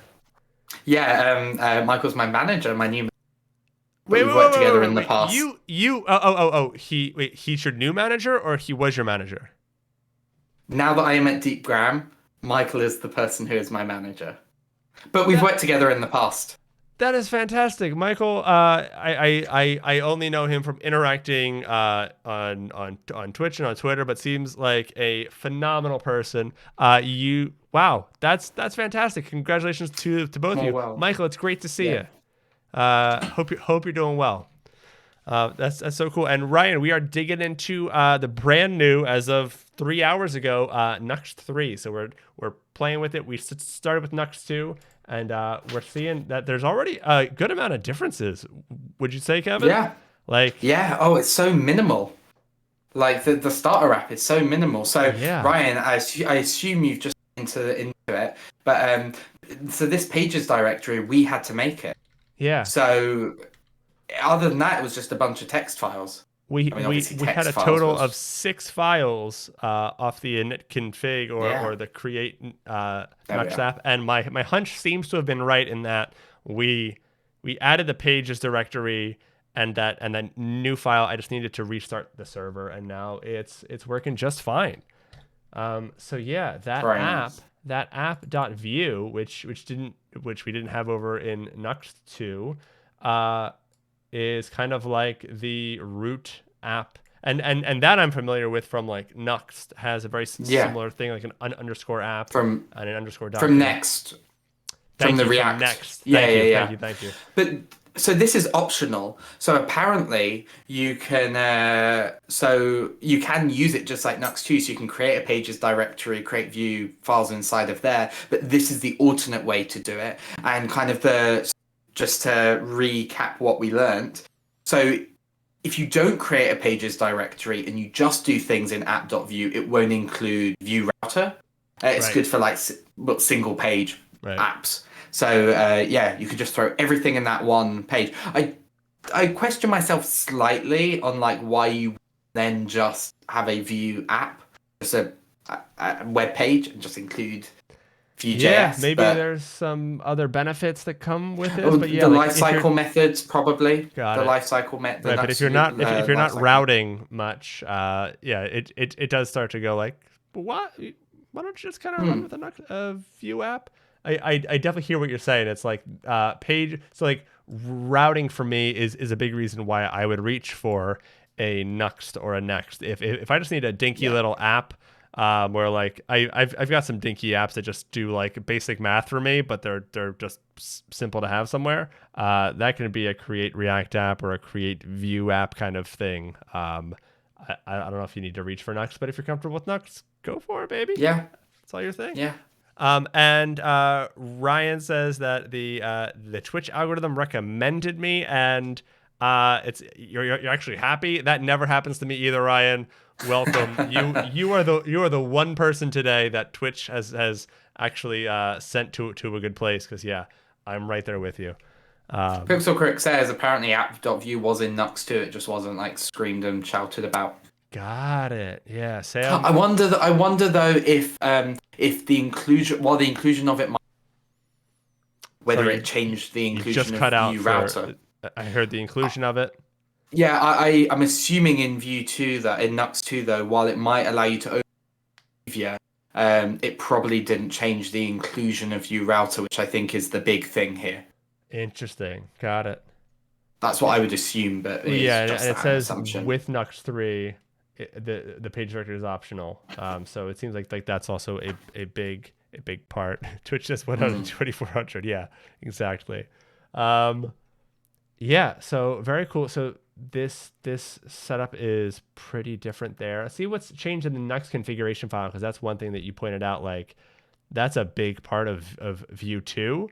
And let's actually should we peek at what we started with? So I don't think we let's really do opened it up. Oh, right. No, we did open it up. We turned off Vite, and that was it. I forgot we even opened this because it was so small compared to what we started out of the box. Kind of out of the box. We opted into some of this, right? Like but even if you don't provide it, they'll still array, right? Yeah. Head still exists. Right. By default, you can't turn that off. Yeah. Yeah. There's the auto import components, by the way. It was the components true. Oh, okay, got it. Okay, interesting. So yeah, auto import. Okay, so I can turn that off as you said. And then you import them explicitly. Yeah, but man, that's not. And I can see that if you have like for some reason you've got like 3 different buttons because you're pulling in like things from different component libraries, or like if you don't have Maybe. a super tidy, unique structure, I could see that being handy. Otherwise, I feel like I would just keep that on. Yeah. That's really handy to have. So yeah, going from that to this is pretty wild. But it seems like a lot of the same things. So what's this alias thing? I don't think that was there. Oh, this is handy. So I'm pretty sure this is for when I don't want to have to go like .. / component / button. Nice. I just want to do like @components / button, right? Like no matter where I am. Or be even more specific. Instead of component / @ / components, you could do like C/ or something like that. C/. I'm not sure. You can set up any aliases, right? So you could really shrink down your path. Right. Yes, absolutely. So or assets, right? Like you can do whatever you want with it and just make it so that your imports aren't long. And it's not just the length of the import, but it's if you move that component, you then need to update. So it's not .. / it's .. It's 3 now, and you have to right. I have to fix that. It's just everywhere. Yeah. Niceties. Is that new, do you think? No, it says version 2.3, so that must be 2 and 3. Got it. So I suppose what we're trying to hone in on is ones that don't say 2. Yeah, it might just be a different layout overall, where like these things might have existed in here we go. Public directory containing your static files. Guess that just didn't mean, because this folder exists in 2, but it didn't exist as a config. Oh, no, it was called static. It was called static, and it was called static, and you couldn't change the name of it, as far as I'm aware. Yeah. So now it's just a public directory. They call it the static directory. Here in chat, Ben, I think, right? Yeah, Ben. Yeah. Ben? Yeah. Public is a Vite requirement. Got it. But that brings it so in line with like Express, tutorials, Rails. But yeah, there's an inconsistency. Yeah, and Ben, we did not turn off Vite because we wanted to. Right now, it's a Windows 10 and Nuxt 3 issue, where the only way that we can do this is by turning off Vite, unfortunately. Hopefully, that'll be fixed soonish, but yeah, unfortunately, to get this rolling, we had to disable Vite. Yeah. But modules, see, next to the powerful modules engine. So I'm curious, assisting creating modules that can be run on both Nuxt 2 and Nuxt 3. I'm curious, without using Bridge, what modules do we have available, if any, right? What do you think? How might we find out what modules are at our disposal? Because without modules, I feel like we lose a bit of the power of Nuxt. Is that safe to say? Yeah. But Ryan in chat, I don't understand Vite, why it's a thing or what it does, nor do I understand what it replaces. Webpack. 1 year into a web development diploma. My college didn't even touch frameworks, so I self-taught. Oh, that's awesome. And transferred to university this year. Congrats on that, Ryan. And my friend Ben Holmes right here would actually be the person to ask. I also kind of get the Vite and Webpack and why you might hop from there's Snowpack and then Vite. I know that those are kind of similar but different. So Ben here is like my go-to Vite person. So I think another fantastic. We are, and so this Ben Codezen is Ben Wang, who's going to be coming on to work with us on Vue 3 composition. So Ben, we figured we already had a Nuxt stream scheduled for today. How could we not dip our toes into Nuxt 3? Did you stream about Vue or about Nuxt 3 today, or are you doing it later? I think I saw that you might be streaming on it too. And what do you think? You did already, or you're going to? I would love to hear like what you find as I think you all will cover different things. Yeah, we're tell us what have you found interesting? Yeah, because We're really just in we're a poking very around. like unplanned way, right? Yeah, we're just poking around. Nice. Ben, what did you think about the fact that there's like 6 files when you start out of the box? We found it pretty shocking, but also really cool. Yeah.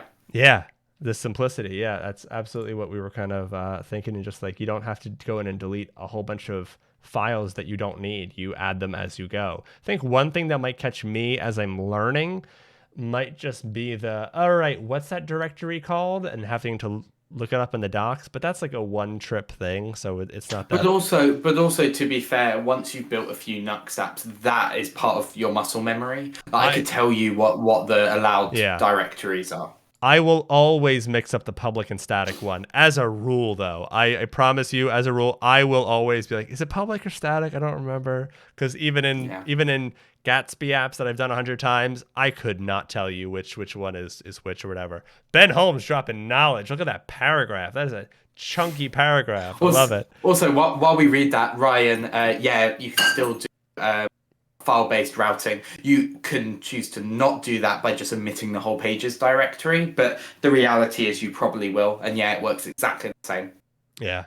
Ben Codeson says it allows people to do more progressive migration and they know what they want. Yeah. And then the bridge thing is super, super interesting in that like it seems like it is a Nuxt 2.5 sort of thing. It's like the fact that it's in the table. Let me see where did we find that? That was in the getting started comparison. The fact Yeah, that it's in here as this like middle ground is super interesting. I don't know. I love that they're giving that stepping stone because I feel like no one wants an Angular 2 to Angular 3 transition. Like like that kind of thing hurts. That there are still people. Oh no, sorry. I think it was Angular JS to Angular 2.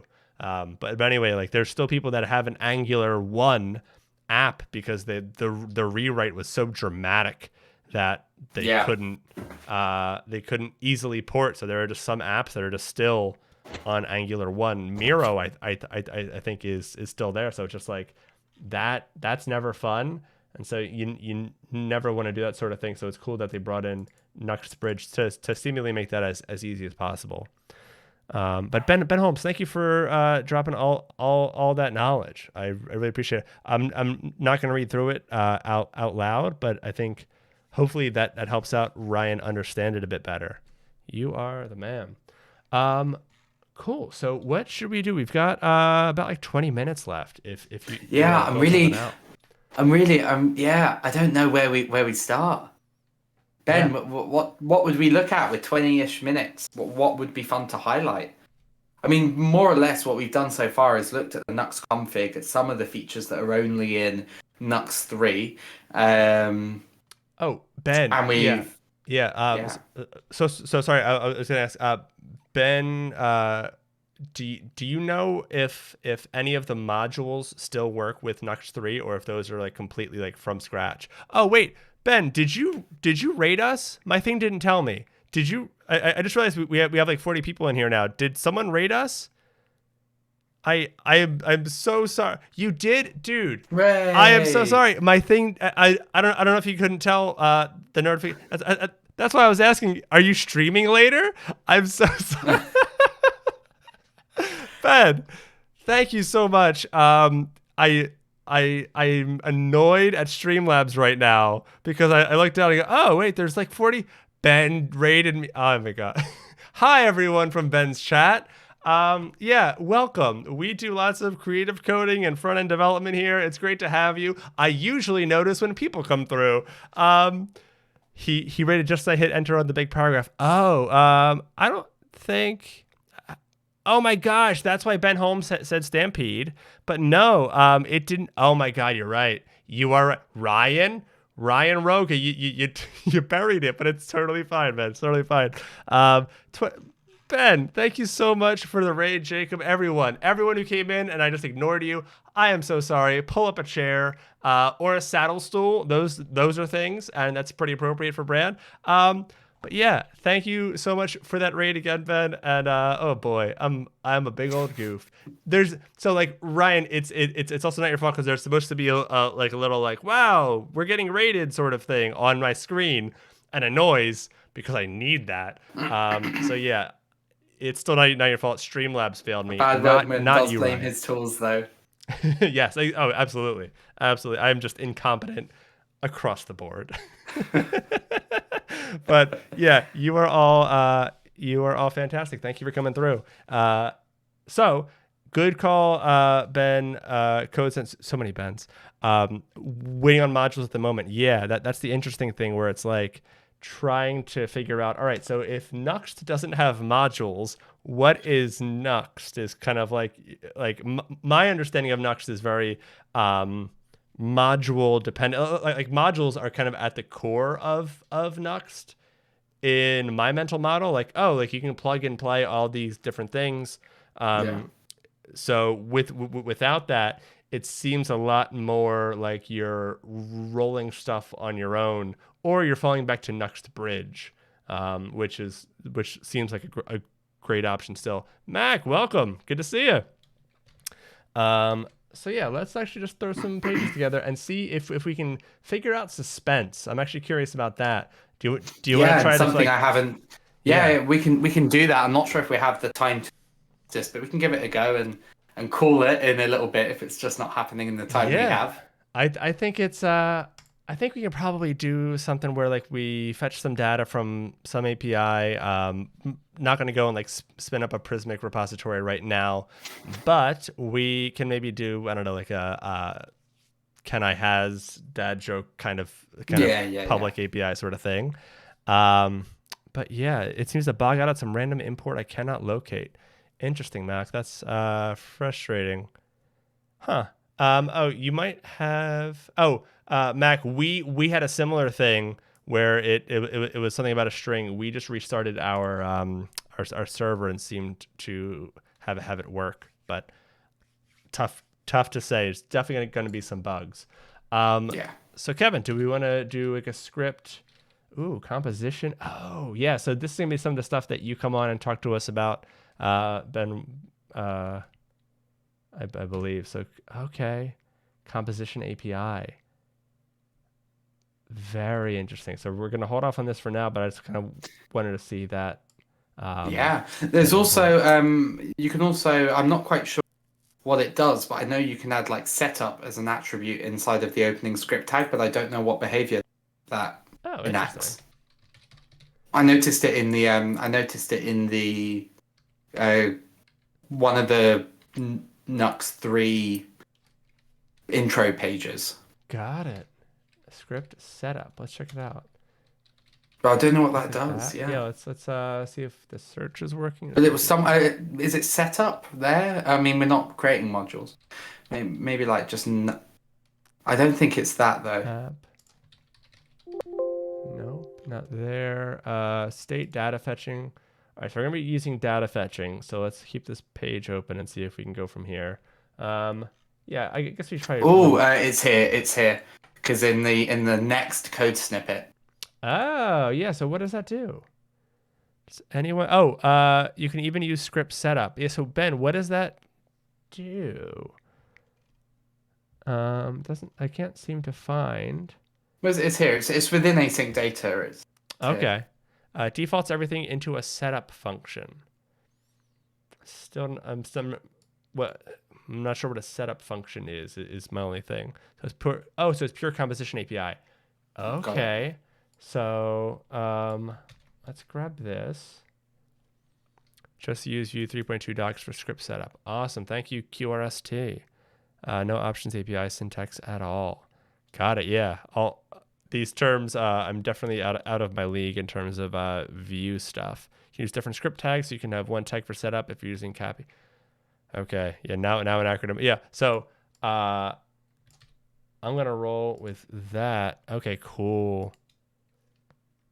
Oh, that's nice. Thank you for sharing that, Ben. Thank you so much. Script setup is a composition API. God, that's the new stuff. I've only touched the composition API like once, and it was on stream. And as a rule, I black out on streams and I remember nothing. So that's just how it goes.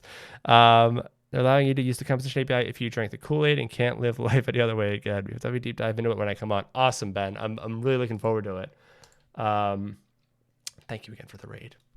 So I feel so bad for that. Just being like, oh, Ben's here. What's going on, man? It's like, Wait, do you feel bad? There was no tell that.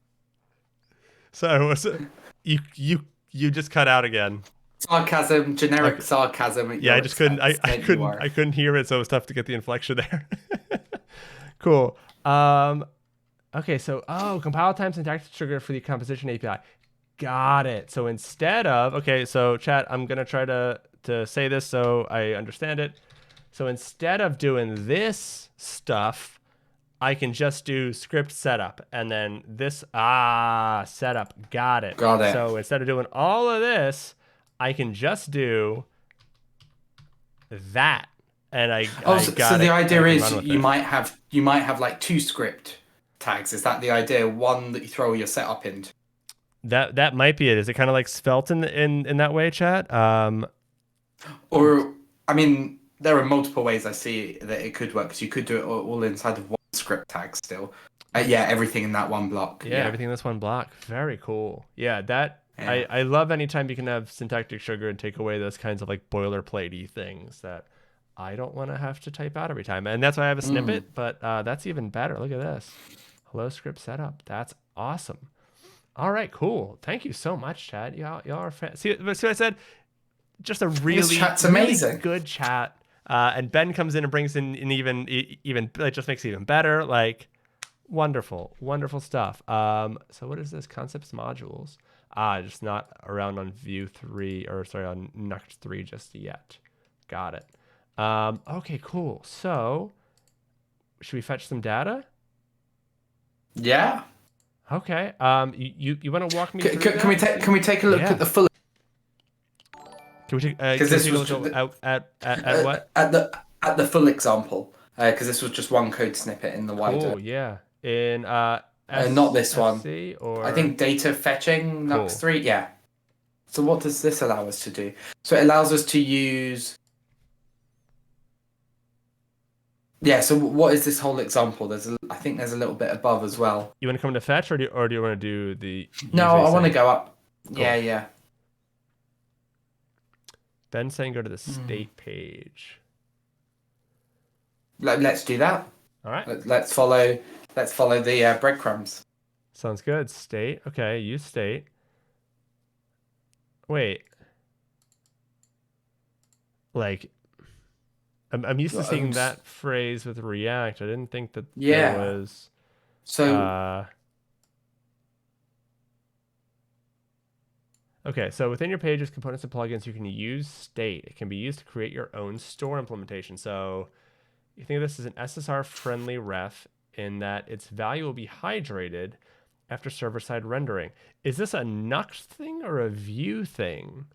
I'm almost certain this is a Nuxt thing. Ryan, yes.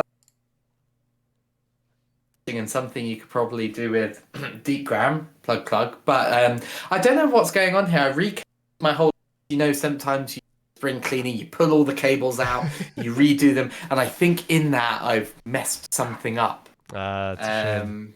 Yeah. It's all good. I'll get it. We're getting like 95% of it. So yeah. just whenever I say, sorry, I didn't get that, or like, can you say that again? It's just like you can repeat the same sentence because it's annoying. Sorry about that. Yeah, no, this is I think I crossed cables that shouldn't be crossed or something like that. Got it. Yeah, you can't cross streams. That's all I know.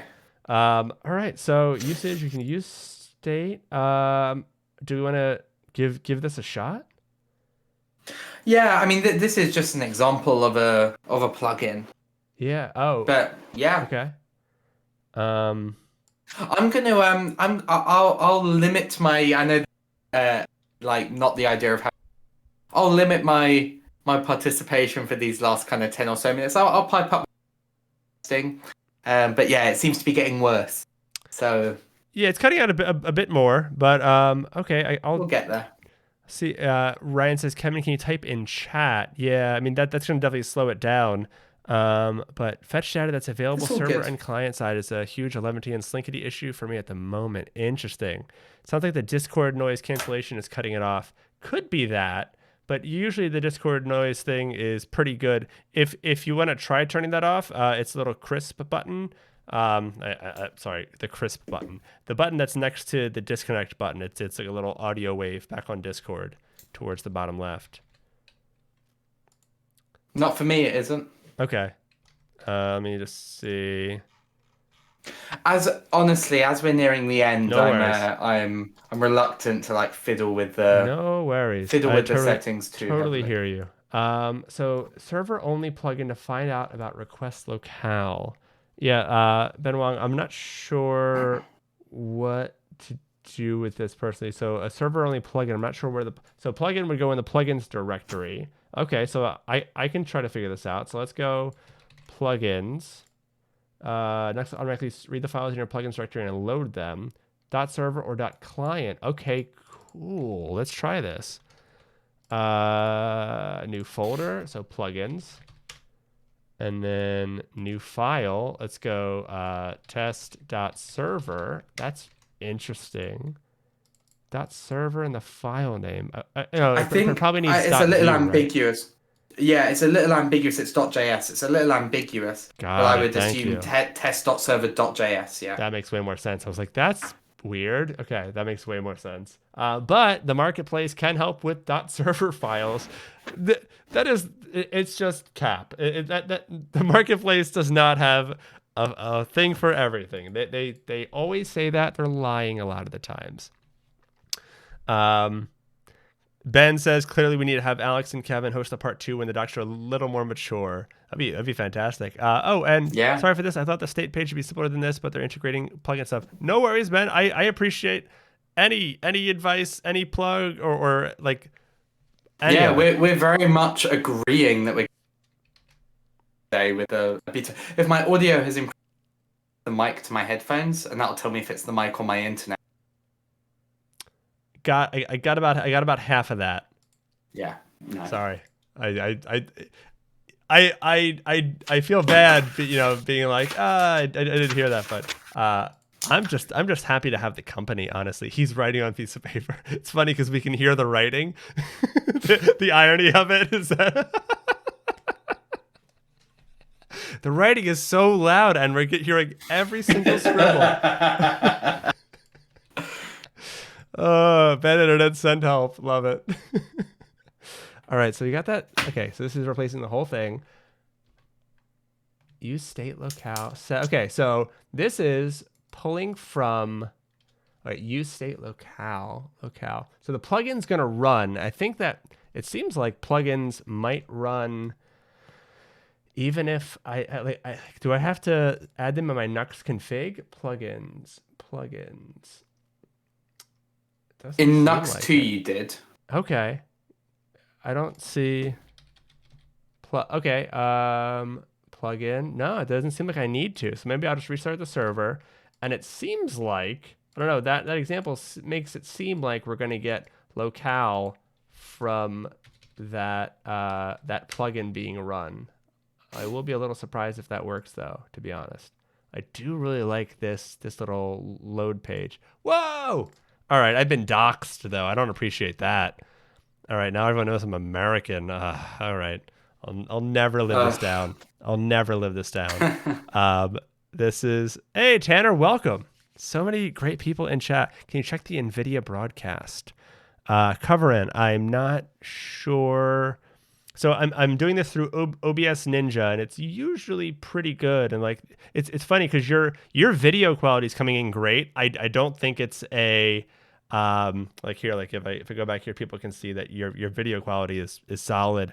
I don't think it's an internet issue, but I'm not positive. Yeah.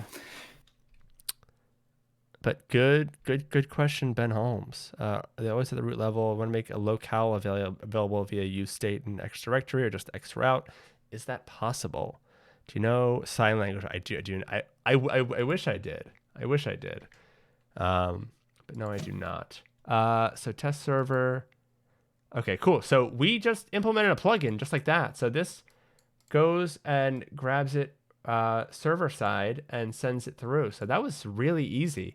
I'm trying to think, what other kinds of things would you use a plugin for over? Whoa, Tanner, thank you for the sub. I really appreciate it. My goodness. Super, super generous, Tanner. Always great to see you. The sub just adds even more. Thank you so much. I really appreciate that.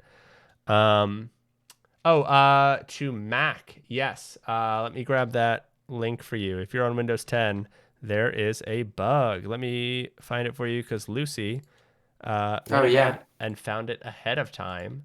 So I wasn't sure if it was going to be this, but yeah, you need to turn off Vite is my understanding.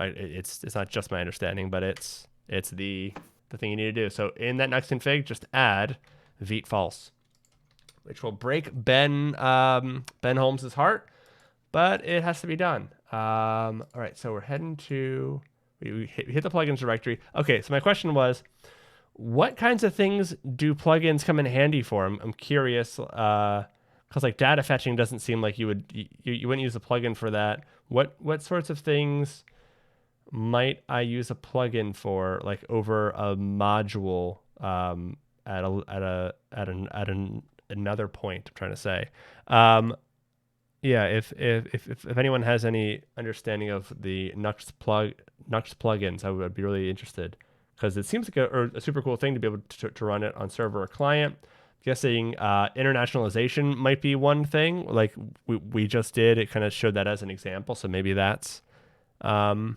don't know. You can give me thumbs up or thumbs down, Kevin, if you think.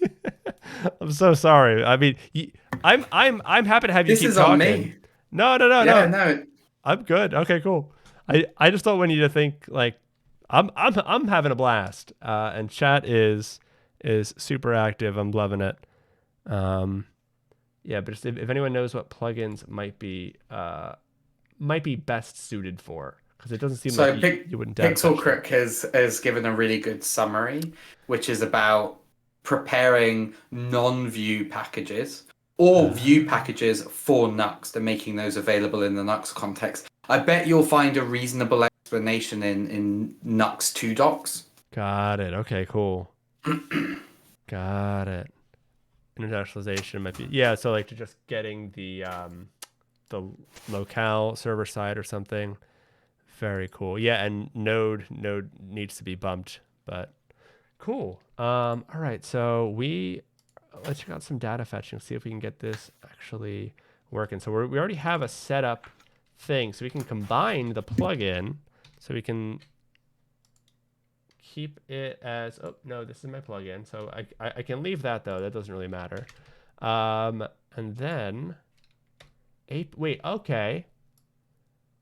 So, like I said, I'm kind of from Next and Gatsby world. Can we have like an API folder and put serverless functions there in the same kind of way? What's the server folder? Yeah. So we saw this in this guide already, or maybe in concepts, or maybe it was here. Concepts. Oh, I don't. When it's new docs, I'm not sure how to navigate them. I totally hear you. I love that they've already got some Netlify docs. Did you help out with these, Ben? Ryan, take care. And if you're following or if you're in the Discord, I will see you around. All right. Hope you have a good one. Yeah, thank you for the questions. That was fantastic. So yeah, not sure. Okay, so yeah, that's Netlify. Composables, components, assets. Yeah, we're good with that. What were we looking for? Plugins, public server. Looking for the API routes. Yeah, here we go. Yeah, here, it's right here. Yeah. Cool. Any files in the server API directory to create API endpoints. Got it. So when I deploy these, do these get run as serverless functions or? So my assumption is, and this is just an assumption, it would need to run in certain. So if you were statically generating your site and deploying it, you wouldn't get to take advantage of this functionality. Got it. Okay. That would be my assumption. Got it. Yeah, but if I've got the server running, that'll be able to handle that. That's perfect. Is there a .functions folder? Well, that's what this one is. That's what we're based. That's what slash server slash API seems. Yeah. Right. And then I'm wondering, like that might be able to. Yeah. So if you're running this with a server, that should be able to make requests that need a server to be made, a server to make them. Like if you get a CORS issue or if there's auth involved or something, you would do it through this. That sounds pretty cool. All right, so examples: hello world, async function.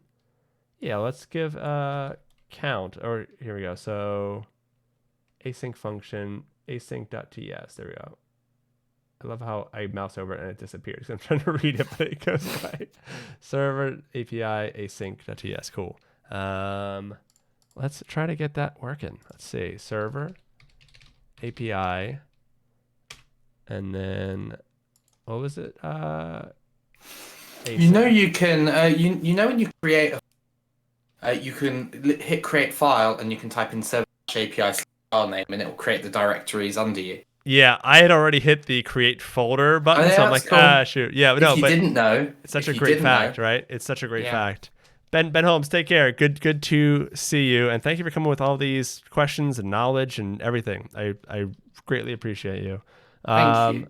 Async dot sync dot let's go just JS and see if there's anything TypeScripty. Nah, could have done it either way. So await some async function. Really, we can just do, actually, I was going to do count because that was this example, but I don't think we can do it because it's not going to keep the count, right? Count fetch API slash. My assumption is it will for the lifetime of the server running, which for the sake of an example will work. Right. So would it just do const count equals 0. Count plus plus. Let count. Yeah, even though. Yeah, well, you can't reassign the value. So count plus plus would fail because you're changing the value of it. Okay. Oh, not const. Return count. I thought with incrementing a number that you can't. You're doing 2 return statements. Thank you. You're, yeah. You gotta do it in there. All right. So let's see if that works. Count. I don't know. Okay. So use async data. What's this part? I don't know. Why don't we just play with it and get a response? That might be okay. So data. Let's see if we can just console log the data, maybe. Or can I put it? Can I put an object in here? Like if that comes back as an object, I can. Yeah. Okay. Let's see what happens. Did not seem to like that. Reactive effect.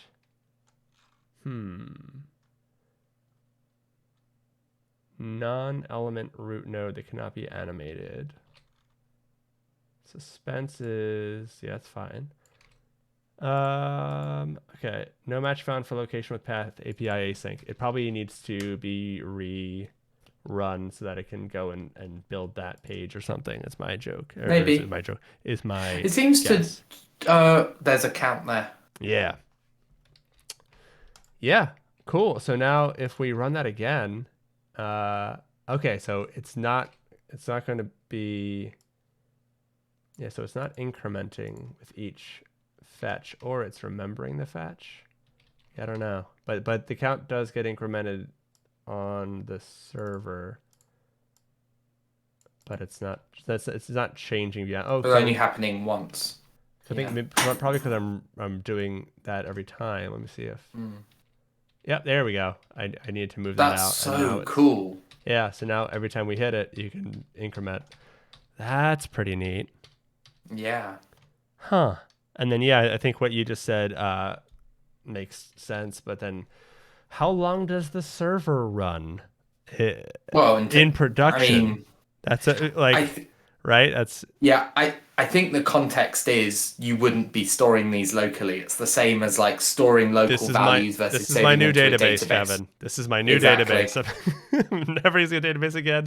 Just storing it all in this one JavaScript file. No, but that's definitely interesting. Yeah. And then yeah, I think we're about at time, but I yeah. think Oh we've yeah, we covered are. most of the new stuff Yeah. that we can see. Thank you. So yeah. So and then I think we could have wrapped this in like a suspense to wait on that data. But yeah, this was super cool. So yeah, lots of new stuff. Chat, if you are looking for more Nuxt 3, definitely head to this link right here.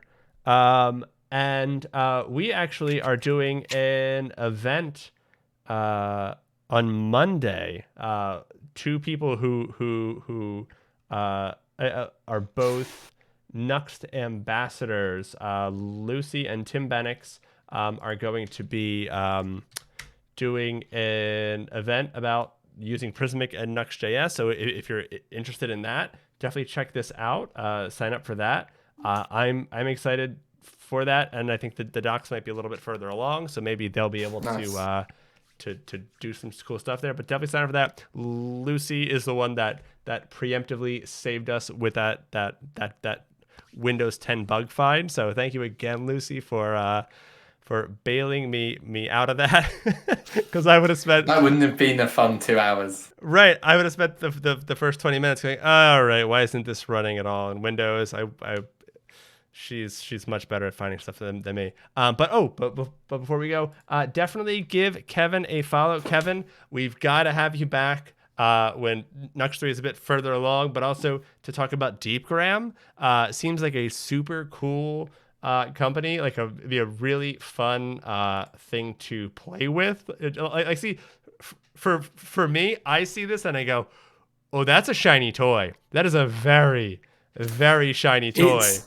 It's really cool. I've wanted to do like, obviously I now work at Deepgram, so now obviously I'm biased, but I've tried to do like live and on demand in the past, and it's always a pain. Like the other options that are out there are a pain, and when I saw this API and the SDKs that go with it, like it's actually really nice. Like you don't need to write that much code to get like a live or on-demand transcript. So yeah, pretty fun. I can talk to this and it'll understand and give me stuff back. Like it's kind of like you are these the APIs that you might use to build your own like sort of like Amazon and Alexa like kind of thing, or yeah, well basically like anytime yeah, anytime you're trying to go from voice in basically any context to text, so you can do something with it as a developer, right? You can use Deepgram. So that could be live calls or meetings, live transcripts for streams like this, right?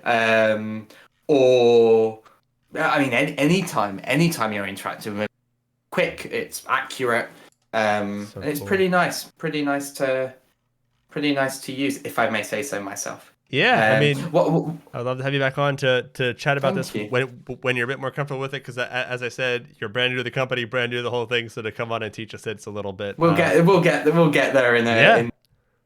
Yeah. While we're here, can I shameless plug for, if you go back to my Twitter bio and hit the "You Got This" link in it. Yeah. You Got This is it's the first handle of the Deepgram.